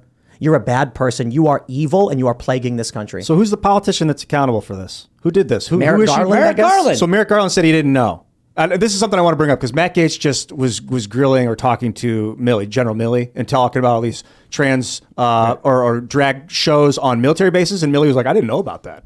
4 of them? I had no idea. Send me that data. Really? Really, Mark? You didn't know? You didn't know in your military that was happening? You just didn't know? Yeah, well, I had mean- no idea. So Merrick Garland, you had no idea? Had no idea that was an issue? Really? I mean, this deniability thing's insane. James Clapper, you had no idea they were spying on Americans? None? It's what we said before. Either they're incompetent or they're lying, and neither one is a good look. So This can you country- arrest people for incompetence? Like if a violated law is given out and enforced in a guy's system, is the guy at the very top responsible for not knowing? Can I get back to the point that you're getting at, right? So there is a Supreme Court police force. When this all went down, Garland assigned U.S. Marshals to protect these guys. So he took an action. He assigned U.S. Marshals to protect the justices. Then Katie Britt says today, hey, these marshals were told not to do anything. And Garland says, I didn't know anything about it.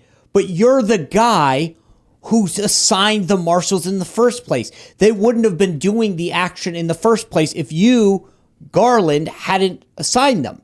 So Garland is basically like, I'm the one who made them go there, but then I had no idea what they were doing. That makes no sense. If just the simple point is these bad things only happen because human beings do them.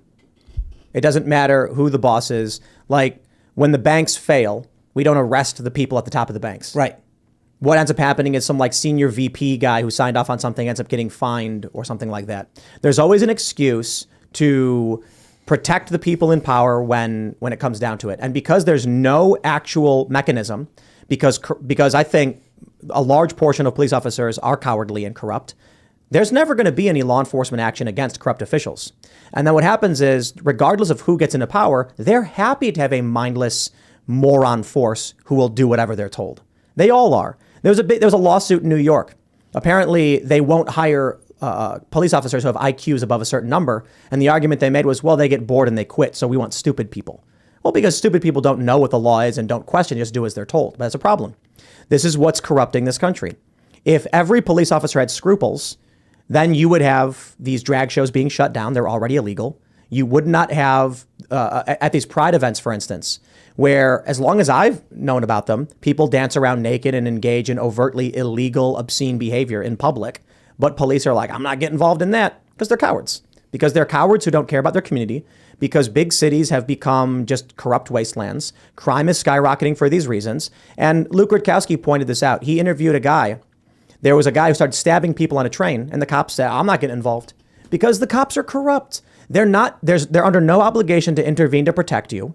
And they follow unjust and unconstitutional orders all the time. I'm done. We need someone who gets into office, and the first thing they do is they line up all the cops. If you're the president, it's going to be the Federal Protective Service, it's going to be ICE, it's going to be CBP, and they're going to look them all in the eyes and say, if you break the law or refuse to uphold the Constitution, I will make sure you feel it to your bones. You will lose your pension, you will lose your job, and you will never work again. Mark my words.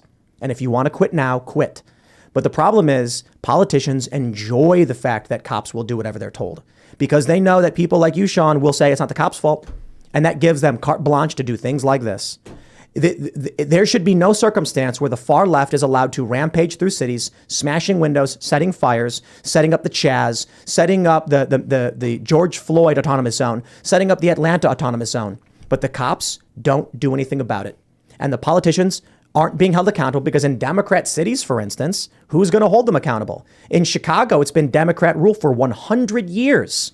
So as long as these cops are good little foot soldiers, they never have anything to worry about. And that's why you end up with so much corruption in Chicago. That's what's going to happen to the rest of this country. It's going to happen to the rural areas. And it's already happening because these cops are like, look, boss told me not to enforce the law. I ain't going to do it. Okay. Then the far left are allowed to rampage and set fires, create autonomous zones, literally murder people. And they keep doing it. Aaron Danielson took 2 to the chest. Sure, don't get me wrong. Barr hunted that guy down and killed him because there is still a line. But because the law enforcement against the far left has been so lax and outright protected, like when Kamala Harris and Joe Biden's staff donated to bail these people out. They are encouraged to do more of it, knowing, like I mentioned, with the inauguration of Trump, 200 and some odd far left extremists who were rampaging through D.C., setting cars on fire, setting fires in the street and smashing windows, actually won, and the city had to pay them. Meanwhile, when these same extremists show up to justices' homes, Merrick Garland says, protect them. And the cops go, you got it, buddy. We'll make sure they're nice and protected. I'm thinking about like in an effort to stay idealistic, like if you gut all the entire police force because they served the Nazis or whatever, then you have no more German police. Like after the leadership, I'm kind of understanding what you're saying, Sean. I kind of am with you about blame the commander. You remove commander, you put in a just commander, and then the soldiers will immediately follow the just command. And they don't care if it's just or unjust. They're just there to serve the commander. Not really. Truly, they're there to serve the greatness of humanity or whatever it is. But in the chaos of war, you serve your commander first, unless they're crazy, and then you serve the men first.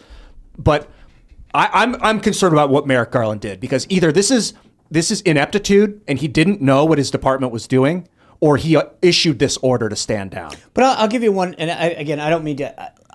I look at the guys down at the Border Patrol. If you remember the guys that the horse patrol that got whatever. I've had Tom Homan, and I've talked to a couple of these guys, right? These guys who did the right thing, do you know their lives are destroyed, right?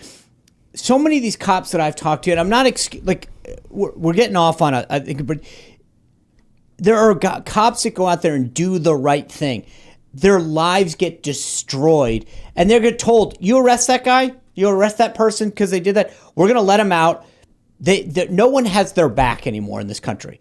So I'm not saying that it's perfect, but I'm telling you that in this city, you walk down the street, you ask guys that are cops, they watch that crime, and they go, hey, go arrest that guy. You go, you know what they're going to do?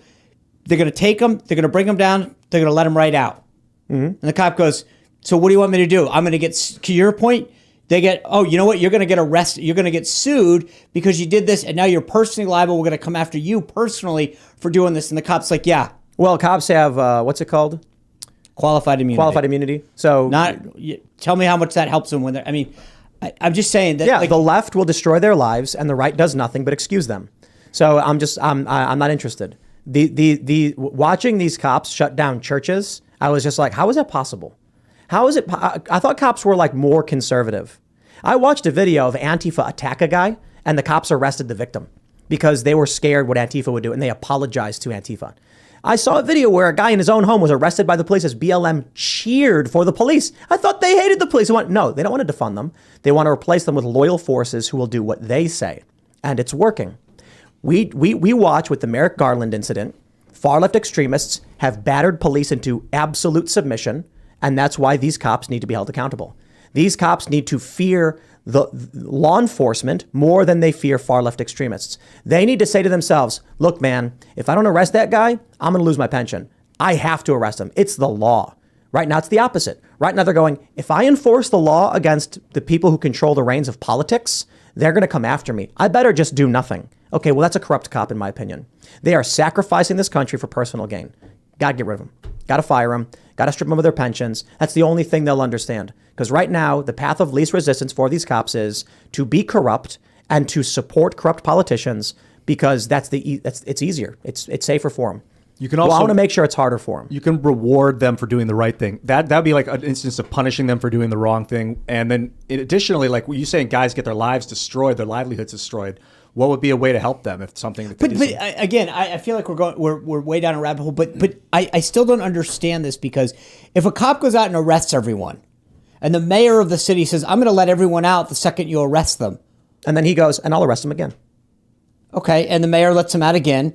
Then at some point, you need to get the politicians who are creating the system and change them. If you don't get those people out, the system doesn't change. But who said anything about not doing that? I literally said we need a politician who's going to go in. But that's why I'm saying we actually agree on that part. That's right. the point. Then once they're in, they go to each individual cop who supported. But the cops are just responding to that. The police officers as individuals need to understand they will be held responsible as individuals. So we need a politician who gets in, and the first thing he does is he goes to the corrupt officer that made illegal arrests and defended far left extremists and say, you're a collaborator, and you're lucky we don't criminally charge you. You are being stripped of your badge, stripped of your weapon, stripped of your pension.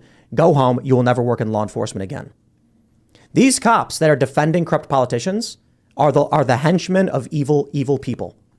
So we need a politician to go in and then start reviewing which one of these officers is corrupt. I mean, Chicago is a hell zone.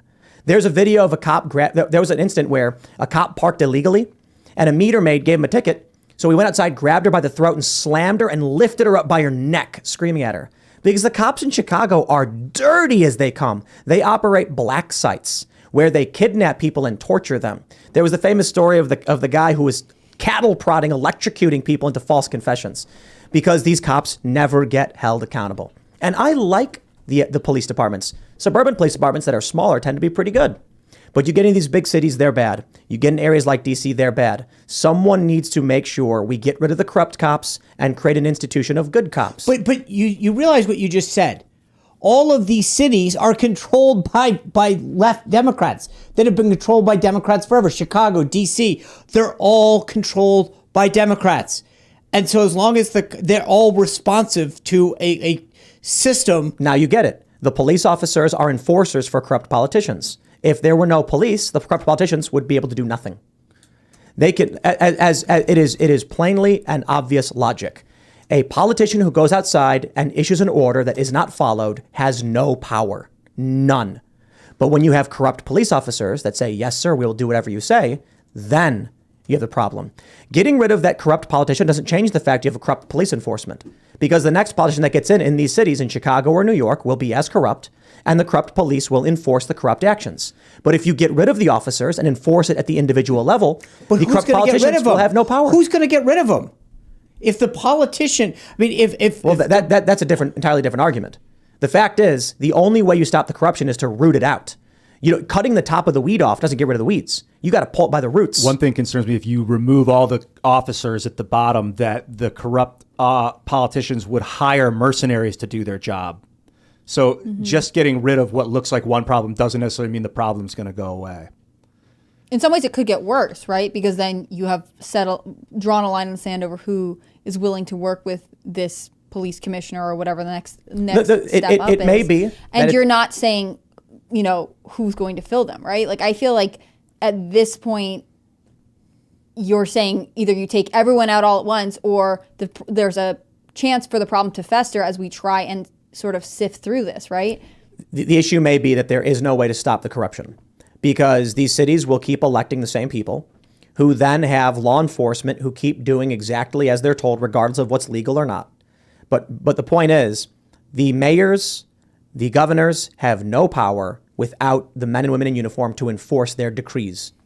So to act like a large group of corrupt individuals, or mostly corrupt, not all of them, I don't think all of them are, but a lot of them, especially a lot of the superiors, willing to take political action instead of just action. So long as they exist, you can never stop the corrupt politicians. But a corrupt politician without law enforcement to do their bidding has no power at all. They can go outside and say, we're going to, if the cops refused to listen to Merrick Garland and said, we're going to arrest them if they break the law, then Merrick Garland would stomp his feet and be like, but I'm Merrick Garland. And say, it's illegal to protest in front of a Supreme Court justice's home. Nothing you say will change that. Get Congress to change the law. But for the time being, we enforce the law as it's written. Merrick Garland would just cry about it. Instead, they let Merrick Garland do these illegal things, unconstitutional things. It's selectively enforcing laws against conservatives and ignoring the far left. That I agree with you on. I mean, in fact, today they were literally asking Mayorkas about that with respect to the border. Mm-hmm. They literally said to him, you have the border wall is an act of Congress. It was passed. Why are you not building it? And he obfuscated a bunch of things. I mean, there are laws. You either follow them or you don't. Yeah. Well, let's go to Super Chats. Before we get started, make sure you smash that like button and become a member at timcast.com, because we are going to have an uncensored members-only portion of the show. It goes live about 10 p.m., and we will select a few callers who submit questions. So if you want to get instant access to the VIP question submission chat room, it's $25 a month, or if you've been a member for at least 6 months. I know I said every time, but we had to create some kind of gate to keep out extremists and activists who want to come and screw with us. So we did time and we did money options. But we'll be taking calls from you guys, which will be a lot of fun. But for now, we'll read your Super Chats. All right. Shadow's Hand says multiple schools were called with shooting hoaxes across the country today, claiming that there were shooting threats that were going to happen. My niece's school was one of them. No one is talking about this. We did have that plan. Maybe we'll talk about it in the uncensored portion. Yeah, these are the ones where the calls were coming from foreign outside the United States. Yep. Crazy, right? Yeah. It feels like things are getting really weird. And that everyone can see where we're vulnerable, right? Yep. I'm not your buddy guy says, if the devil had a cult, tell me one different thing to wokeness. They celebrate all 7 deadly sins, even promote the mutilation of God's image. Yeah, I don't disagree with that. It's kind of weird, right? Mm-hmm. I think if the devil had a cult, he'd be a rock star, so watch out. What do you mean by that, though? Lucifer. You mean like a musician? Or do you mean he'd like be someone that being a celebrity? everyone loves, you know? So not Donald You think Trump. he'd be a social media influencer? Big Interesting. time. Big cultist on the internet, have millions of followers on YouTube. Mm-hmm. Watch out. T-Rex Pet Shop says you can find us on Public Square. It's great. Vote with your dollar and stop supporting woke pet stores. Agreed. You know, and you can find businesses that do delivery and stuff too. So even if they're not in your area, if you need something, like if you need pet food or anything from a pet store, T-Rex Pet Shop. Go on Public Square app, look around for businesses, and you can order from them if you're going to order anything. Let's build up that parallel economy. And you can also go to castbrew.com and buy coffee from us. All right. Steve O says, Sean, was it difficult working on the Avengers set as Agent Coulson's stunt double? But seriously, keep speaking out in every way possible. Has anyone ever said that to you before? No. All right. Max Reddick says, can we talk about David Pakman? This guy is losing it. I used to listen to him to see what the left thinks and is saying about current issues, but he constantly strawmans conservative arguments. Don't they all? Him in particular, maybe? I don't know. Yeah, of course. I'm really trying not to insult David Pakman, but the last couple of days, he said some really stupid stuff or he said one tweet in particular that was really, really vicious. Yeah. And he's a bit, David, I feel like, you know how to put on a suit, you know how to set up a studio, but like, are you really doing, like, what are you doing? You saw what he tweeted? This is the one that Don responded. Is that the one that Don Jr. responded to? He might have. He said something like, perhaps this happened because there weren't thoughts and prayers or whatever. Yeah. Don responded to it, and then he responded to Don. Yeah, so yes. That was one of those ones where you just sit it out. But he deleted the tweet, correct? And then he claimed that it was because he was getting anti-Semitic attacks and death threats, and then he deleted that one too because people were like, no, dude, this ain't it. Like, the left was coming at him. They were like, bro, what is wrong with you? Like, Yeah. He made this fake argument. He's like, the right says these shootings are happening because they took prayer out of schools. I'm like, no, they're not. They've been saying it's mental health issues and gun-free zones. Right. So he's making fake arguments up and then arguing against them. Especially with this school in particular. They probably didn't take prayer out of the church Christian school that's run by the church. His point was nonsense. Yeah. All right. Perturbed Alpaca says, we are in Spain in the 30s. We will break out into a multi-front, multi-factional civil war, and the new superpowers will send volunteers to test the emerging weaponized drone and AI technologies. I don't disagree. People should watch. I watched a documentary on the Spanish Civil War, and the similarities are terrifying. People don't understand because they think Civil War is like the American Civil War. But in the American Civil War, Virginia was a sovereign state, functioned within its own government. Tennessee was its own state. New York was its own state. And so it was a bunch of different countries. It was more akin to like World War I with all these different countries fighting each other. We called it World War, but it was like mostly Europe. Mm-hmm. That's what the Civil War was more like. Actual civil wars throughout history have been, people post photos of the United States where it's like, here's the blue areas and here's the red areas. How could there be a civil war? And I'm like, that map looks like every Civil War map outside of the United States. Like, yes, the urban centers become one faction, the rural areas are another faction, and then they fight, and the rural factions always win. Surprise, the people who know how to survive in the wilderness tend to be able to defeat people who can't grow food. Live in a building that... They want it to be, like, perfectly separated. Like, the people over here don't like each other, and then they're just going to randomly... Like, that would make it so you didn't have a civil war because they could leave each other alone. Right. Balkanization. All right. John Curson says, Tim, not sure if it hit your radar, but schools statewide in PA got robocalls saying there was an active shooter causing massive responses. Something to look into. It's happening all over the country, apparently. Crazy. All right.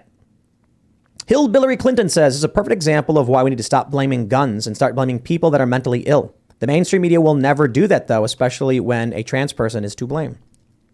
Yep. But the mainstream media doesn't look at transgenderism as a mental illness the same way they would regard schizophrenia or something else as mental illness. By the way, you notice in any of these stories that I noticed it this morning that was not. I can't say I saw every story, right, by any means, but it was amazing how that literally didn't even come up, the transgender issue. It was almost like they didn't want most people. I mean, we talked about this earlier in terms of, the how many independents that it was like the NBCs, the ABCs, the CBSs, and the Washington Post. And again, can't speak for every one of those, but I saw a few of them. Almost didn't want you to know the genderism of the shooter. They just sort of said the shooter. Do you see what Reuters said? No. Former Christian student shoots up school or whatever. Oh, but there was the AP story today where they said this is the headmistress. They said in a male-dominated industry, like it was a religious school, and they were like, this isn't like an industry. I mean, they go to lengths to just change the narrative because it goes against what they want people to think about something that goes counter to all of that they don't want anything to go against this whole theory that somehow it could, it's not a bunch of right-wing crazy nut jobs. Yeah, it has to be the fact that she was at a Christian school. That's right. That's what made this happen. But that was her second target. Like the first target she went to was locked down by some sort of security, so she couldn't. What was the first target? I don't even know. Was it not a Christian? I think it was a thing? mall. So I believe then that it wasn't targeted. It wasn't like she was going after Christians. The cops said that based on what they learned, it was a targeted attack at the school. Even though she went to the mall, Yeah, maybe she had two different targets in mind for two different reasons, but this one was definitely targeted. At least that's what the police said. Maps and everything. Yeah. But the point is that I just find it interesting, and this goes back to what I was saying earlier about the Biden stuff, right? That they cut out, he makes inappropriate jokes, and that's being kind. And they cut out the narrative because they don't want you to see that. And then they don't report on this part of it, of the shooter, because they don't want you to see that. They want to perpetrate a narrative about who this person is, who the bad guy is, who the good guy is, why the shooter is now a victim. Because we've got to make sure that this all falls in line with who the good people are and who the bad people are. All right. Martin Edgar says the biggest problem is if conservatives protest or complain, they're called domestic terrorists by the administration, the media and the left and the DOJ. When the left does the same, they're victims of oppression. Which is why the most important thing you can do is have a family, make money. No joke. Then in 10 or 20 years, you will have well-adjusted, intelligent, capable children who make money and control industry. And then the far left weirdos will be crying about it and begging government to steal it from you. But you will have more power, more access. That's how you win this thing. I mean, look, move out of the cities, get some chickens, get some goats, have a family, make some money, learn, get in shape, start exercising. All of these things will make you stronger and more powerful. And if that trend continues for 20 years, the woke far left weirdos will be left with nothing because they're not having kids. You're not going to be in their schools. Your kids won't be in their schools. They will eventually cease to exist. Something to protect your mind from is cynicism too. Like if you find yourself thinking, well, they're just going to do it anyway. Like that's you lose. They will do it if you think that. But if you have faith, that's the antidote to cynicism. So have faith. All right. David Toronto says it's not all about age. It's about Democrats. They are all crazy. Look at our government. They are Gen Z. They are older. Sorry, but Dems are loons. Well, yeah, they attract each other. And I think prominent Democrats are smarter and they're more like Pied Pipers who are empowered by zombie hordes. Yeah, and older Democrats move to respond to what younger voters are saying, right? Like at one point, wasn't Hillary Clinton against gay marriage? I mean, they changed to respond. She was in to their 2016, I'm pretty sure. Yeah. Like a leaked email came out or something. Yeah, and Biden was against all that. I mean, like again, they drifted to catch the upcoming voter class. Well, they don't even they'll go wherever they have to. I mean, drifting farther left. Exactly. All right, Son of a Murph says make family dinners great again. Agreed. And I got to tell you, man, you may notice Ben Shapiro is not online Friday evenings through Saturday because of Shabbat. And this is a tremendous advantage for the Jewish community in that once a week, their family comes together, disconnects from all the BS, talks to each other, reinforcing community. You have the strengthening of the family unit. And then when they go to church, synagogue, or whatever it's referred to, like when they go to religious, that's when their community, when the families then come together and have that convergence. That is the stem, is the root of the flower. For most of us in this country, that's been cut off. Yep. We don't have family dinners and we don't go to church. So we're not convening with our own families, and then we're not convening with our community.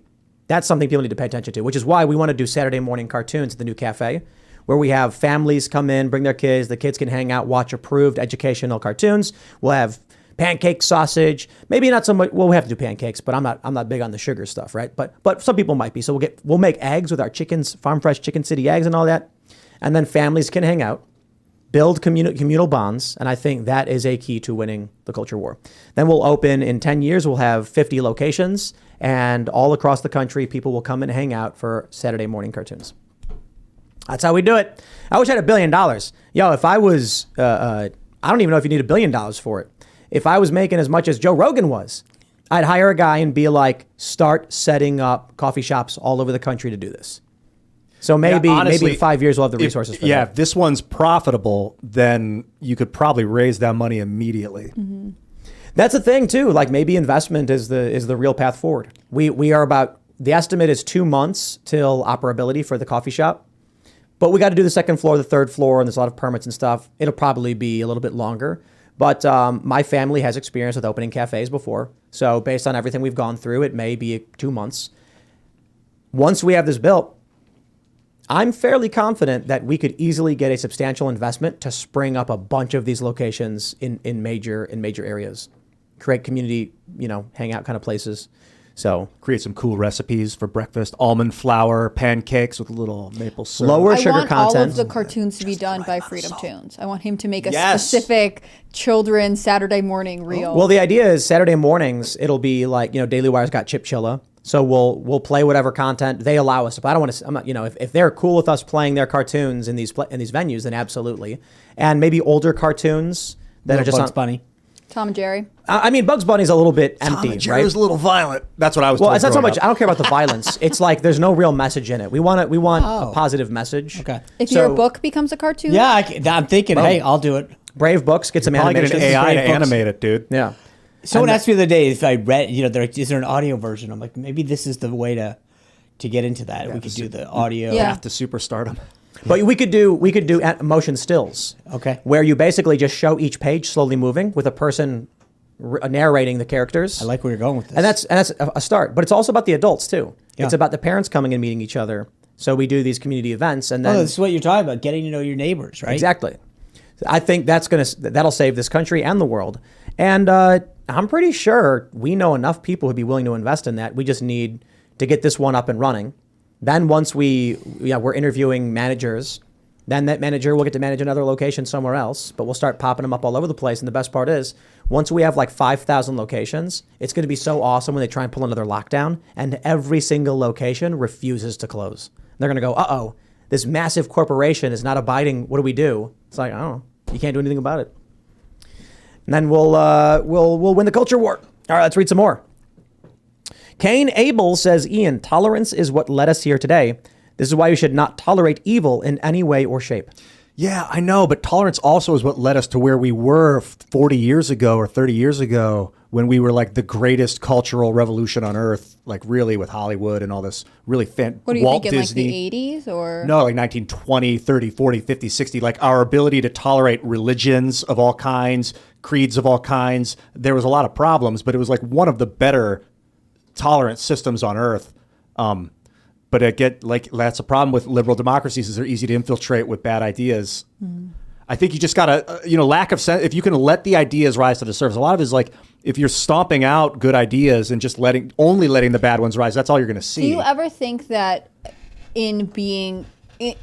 while striving to be tolerant, people become too passive and therefore don't say no to things? Because I guess they feel aggressive tolerance is one way to go. Because I feel like tolerance with boundaries, yeah? Like You have to have structural, functional boundaries. Of course. Yeah. Yes. Well, all right. Let's read some more super chats. Raymond G. Stanley Jr. says, "Geez, Tim, today's episode is quite enraging. The truth of the situation is that no one will save but us.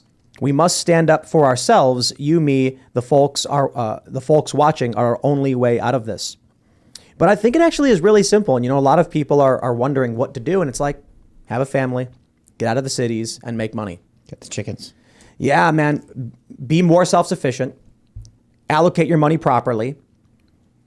I can hear Max Kaiser screaming, "Buy Bitcoin." Move to El Salvador. I don't know about moving to El Salvador. That's what Max wants. Me personally, though, I think crypto is another venue. If everybody listening to this show 12 years ago bought Bitcoin, the culture war would be over. Because you would have millions of Bitcoin millionaires controlling industry and snapping their fingers and just doing whatever they want. A lot of tremendous Bitcoin, influence. A lot of Bitcoin like millionaires and billionaires went to Puerto Rico 3 or 4 years ago to turn it into like a utopic 21st century. To not pay taxes. Because if you live in Puerto Rico, there's no income tax. And I've heard it's just been trashed. Like, I haven't been there. There was that hurricane, too, that decimated the island. That, God, how's that not still getting news? What are you going to say, Sean? I didn't know. That's why I didn't realize that was the motivation. Would they still be millionaires? Is that where Bitcoin is now? So if you held it, would you still? If I bought Bitcoin, so first, if I had bought Bitcoin in 2011 when I wanted to, I'd have sold it when it hit $5. I was going to buy it at 70 cents. My friend convinced me not to do it. True story. And shout out to Jeff. And he said, "Don't buy it." I would at $5. I would have been like, "That's a massive increase. I'm taking the couple grand," because I had no way of knowing it would be at $30,000 per coin. But I would have right now, I think like $200 million. If I had spent I was going to put $5,000 into Bitcoin in 2011. Back then, in order to buy it, you had to email random people, and because there were no exchanges. It was just some weird thing on the internet. Right. And then someone would send it to your address. I actually had 20 Bitcoin that I lost, which is like $500,000, I think. I used to play. I played poker with this dude, and he was like, "You get Bitcoins?" I'm like, "I don't know. What is it?" He's like, "You got to write it down." He had like a piece of paper. I was like, "No, dude, no." It was 2011. I had a computer, had about 20 Bitcoin on it. It got destroyed, and I didn't care because it was like $15. Now it's $500,000. Oh my gosh. But it is what it is. So those coins are gone forever. I think a lot of it is an example of how little faith people have in the U.S. dollar. That's why crypto's doing so well. Yep. So here's the best part. Or fiat I currency never in general. spent that $5,000. It was in my savings. Right. And since then, I've only saved more. So in my investment, retirement, or whatever, that money never got spent. If I had just taken it and put it in Bitcoin, at its peak, Bitcoin hit about 60K. I would have been worth half $500 million. Are you much onto crypto? I think you guys are the ones. The last time I was here, I put a few grand. I mean, I think like that. I literally think that's when I invested the last time. I think Luke forced me to get in. Yeah, he'll do that. Yeah, but that's why I'm saying like I got in. I think You've been influenced by Timcast. Yeah, but I was very late to the game clearly, and that's why I'm trying to figure out, because I know that I have not seen the huge returns that. Yeah, for me. I think of it as a form of insurance in case. Right, Yeah, it's nice to have. This is not. I by any stretch of the imagination, I put enough in there just so that I could be part of the experience. How's the experience? Not great. That's why I'm trying to figure out what or I don't know. I'm not Crypto fiscal people advice. are always saying hold. That's the thing. You just Hodl. I know that's what it's hold. So it's been Which a couple is tough. years. I mean, I feel that's true of the stock market too. People when you Well, have to hold on, But it's terrifying. so the hold is like you're supposed to periodically, or this is what they say, every week or so often you put money into Bitcoin, like you put a small percentage in, because it's where you save a store of value. And then like with any investment, you take only a little bit out. So you're putting more and then you're taking out, but it's because the value is increasing. Okay. So this is the theory. I'm not telling anybody to do anything. I don't give financial advice, but I'll say this. I invested in Bitcoin several years ago, and it's like 20 times up. I'll say Max Kaiser and Stacey Herbert, who are in El Salvador, which has adopted Bitcoin as its national currency, are like partying like it is like 1999 Prince style. Like they are on top of the world with joy every day. They live in joy. Well, El Salvador's crime rate has collapsed. The standard of living has skyrocketed. What the president has done down there with Bitcoin has revolutionized this country for the better. And now people want to live there because I think they're saying now it is the lowest crime in Central America. It used to have some of the highest crime. And then the media got mad. They started arresting all of these cartel and gang members. I'm like, dude, he is revolutionizing that country for the better. And I'm like, Luke is telling me to get property down there to create like a hub so we can go down periodically. And I'm like, does Luke have property there? And not a bad idea. It's getting expensive though because now everybody's. It's getting nice. The words El Salvador translates to the Savior. Wow. El Salvador. Is that really what that means? Yeah, the Savior. Whoa. I think we got to set up like a Or Timcast the down saving, the Savior, yeah, either. Get like an office down there and set up a studio so that we can periodically go down and do shows. That'd be cool. Yeah, it'd be cool. February down there or something. Maybe Starting our global reach November over here. through March. Yeah, the satellite office. I think it'd be great. We need to be in the sun. We'll be like, Tim, I've got to move to the satellite office for a couple weeks. Yeah, I mean, that's fine. A couple of weeks. Just a couple of weeks. Ian starts just commuting remotely. Let's go surfing. All right. Phuket Freddy says, Tim is 100% right. Clip the rant. Just read Ordinary Men by Christopher Browning. Right on. All right. What do we got here? Viking Vet says there's a famous movie about this, Unlawful Orders. Jack Nicholson, Tom Cruise, A Few Good Men. That's right. Moral and ethical actions against orders used to be valued and we believed was duty. What happened to that? It became every man for himself. Look, Luke made a video a decade ago where he's like, every day millions of people get on the subway and none of them ever talk to each other. So I decided to talk to them. And it's like this really heartfelt video where he asks people questions. But he's right. If you lived in New York, you totally get it. You don't know who your next door neighbor is. Everyone is isolated from each other. Yeah. That's what happened. So what they end up doing now, what they do, if they want to arrest a gym owner, they know local cops will not do it because the cops have to use that gym, or the cops know people who know them. They'll find cops from a city, one town over, bring them in to enforce unjust laws because these cops are like, I ain't never coming back here. And that's a sad reality. All right, let's read some more. Noob Actual says, I cannot stand politicians. We need more civil servants who hate the position they're in, but know it's necessary. They are not better or more important than anybody else. Yeah, serve the office, not the person. I think Matt Gaetz is great. I was watching him today when, he's talking about all this stuff. Yeah, and I'm just great. I wanted to message him today. I just can't imagine doing a job where everyone tries to destroy you. I mean, you too, man. Doing a job where they try to destroy you, they lie about you, and you don't make money doing it. You know what I mean? Like, what's the benefit other than someone's got to do this job, man? And I know we were talking about this before. It starts there's days when you have to, in my job in particular, and in some of these other ones too, but where you can't say, you're hamstrung. You can't say anything because your job is to serve, right? And that's to some degree, that's the hardest part, where you're being attacked and you're not, that's part of it isn't to defend yourself because you're supposed to be serving somebody else. Yeah, I asked you if you could say what you thought, because someone was like, Ian, you should be the speaker for Donald Trump. And I'm like, ha ha ha. Well, and then I'm like, can I say what I think? Can I be like, nah, he was, and Sean was like, no, that's not your job. And that's right. And that's the hardest part, because there are days where you would see something about yourself and that your job is not to defend yourself. Mm-hmm. You're there to serve and speak for somebody else. So how did you stay motivated then? I found great honor to have a position like that, right? To think about it, like I grew up in a, we were talking about this before. My dad was a salesman, right? The idea of being 60 feet from the Oval Office of the President of the United States, that's, unreal. Mm-hmm. And so to wake up every day and think, I'm going into the White House, I'm serving the President of the United States and the American people, is a pretty awesome responsibility.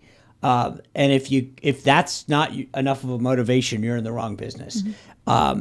So for me, that's what did it. But it's tough every day when someone's in a lot of cases. I remember there was this one day where it says Politico tweets out and it says Spicer is, I think the phrase they used was butt tweeting or something, right? And the problem was because there was this tweet that came out from @press. The problem was they didn't look at the handle of the Twitter. Oh, it was fake? It was, yeah. And again, of course, at PressSec is the press secretary's Twitter handle, and it's verified and whatever. But they were in such a hurry to Denounce you? To denounce me. And this is why I wrote a book about fake news, a children's book, is because that's what it was like. And you're going, and finally, once I, called it out to the reporter, instead of apologizing, they wrote, apparently that was, and it wasn't apparently, no, you were wrong. Yeah. But it wasn't like we made a mistake. It was apparently there's another handle, and it was like that's As if you're making it up. it's like as if they didn't make a mistake. But that's you had to eat it every day because you can't make it about you. Let's grab this one more super chat. American Woman says, our checks and balances are broken. Cops won't arrest. DAs won't prosecute. Judges won't enforce. Politicians lie and elections are corrupt. When every avenue of redress is cut off, what then? Ra's al Ghul and the League of Assassins. What about them? Well, they decided the solution was to put a hallucinogen chemical into the water supply of Gotham and then vaporize it so that they would wipe the city out and then rebuild. Via the Scarecrow. Yes. Oh, I see. But no, none of that. We just need people to have families, get some chickens, and make some money. But dear And God, also, you don't want to force people into desperation. You make a good point. If you make a mockery of the system, people might get desperate, and that is not the way to go. So we need to take this system very seriously. and the most important thing anyone can do is smash that like button, subscribe to this channel, share the show with your friends, and head over to timcast.com, click the Join Us button, because we are going to have a members-only uncensored portion of the show up on the website in about 10 minutes live, and we're going to take call-ins from those of you who are members who are in our Discord server and have submitted. So check that out. You can follow the show at Timcast IRL. You can follow me at Timcast. Sean, you want to shout anything out? Again, go to bravebooks.com. You can get The Parrots Go Banana, the great book for the next few days. Till the end of March, you can get it for $1. No better deal in the Biden economy than that. Bravebooks.com. And people can follow you on Twitter, too. I want to point them to, I think it's just Sean At Spicer. Sean Spicer, yeah. There you go. Cool. I'm Hannah Claire Brimlow. I'm a writer for Timcast.com. You should go to Timcast.com, click on the read tab, see all of the work from me, Chris Bertman, all of our other journalists. You can follow at Timcast News on Twitter and Instagram. It's the best. If you want to follow me personally, you can follow me on Instagram at hannahclaire.b, and you can follow me on Twitter at HCBrimlow. Thanks so much. I'm Ian Crossland. Follow me at iancrossland.net and anywhere on social media, Ian Crossland. This is a copy of The Parrots Go Bananas.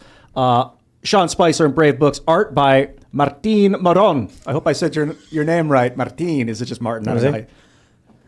So if you guys want to get a copy, bravebooks.com. Moron. Thanks, Sean. Thank you, Ian. And I am Serge.com. That got kind of heated, didn't it? It was good. It was great. It was fun. Yeah, it was fun. Yeah, we'll see you guys in the after show later. Oh. There we go. Head over to timcast.com. We'll see you there.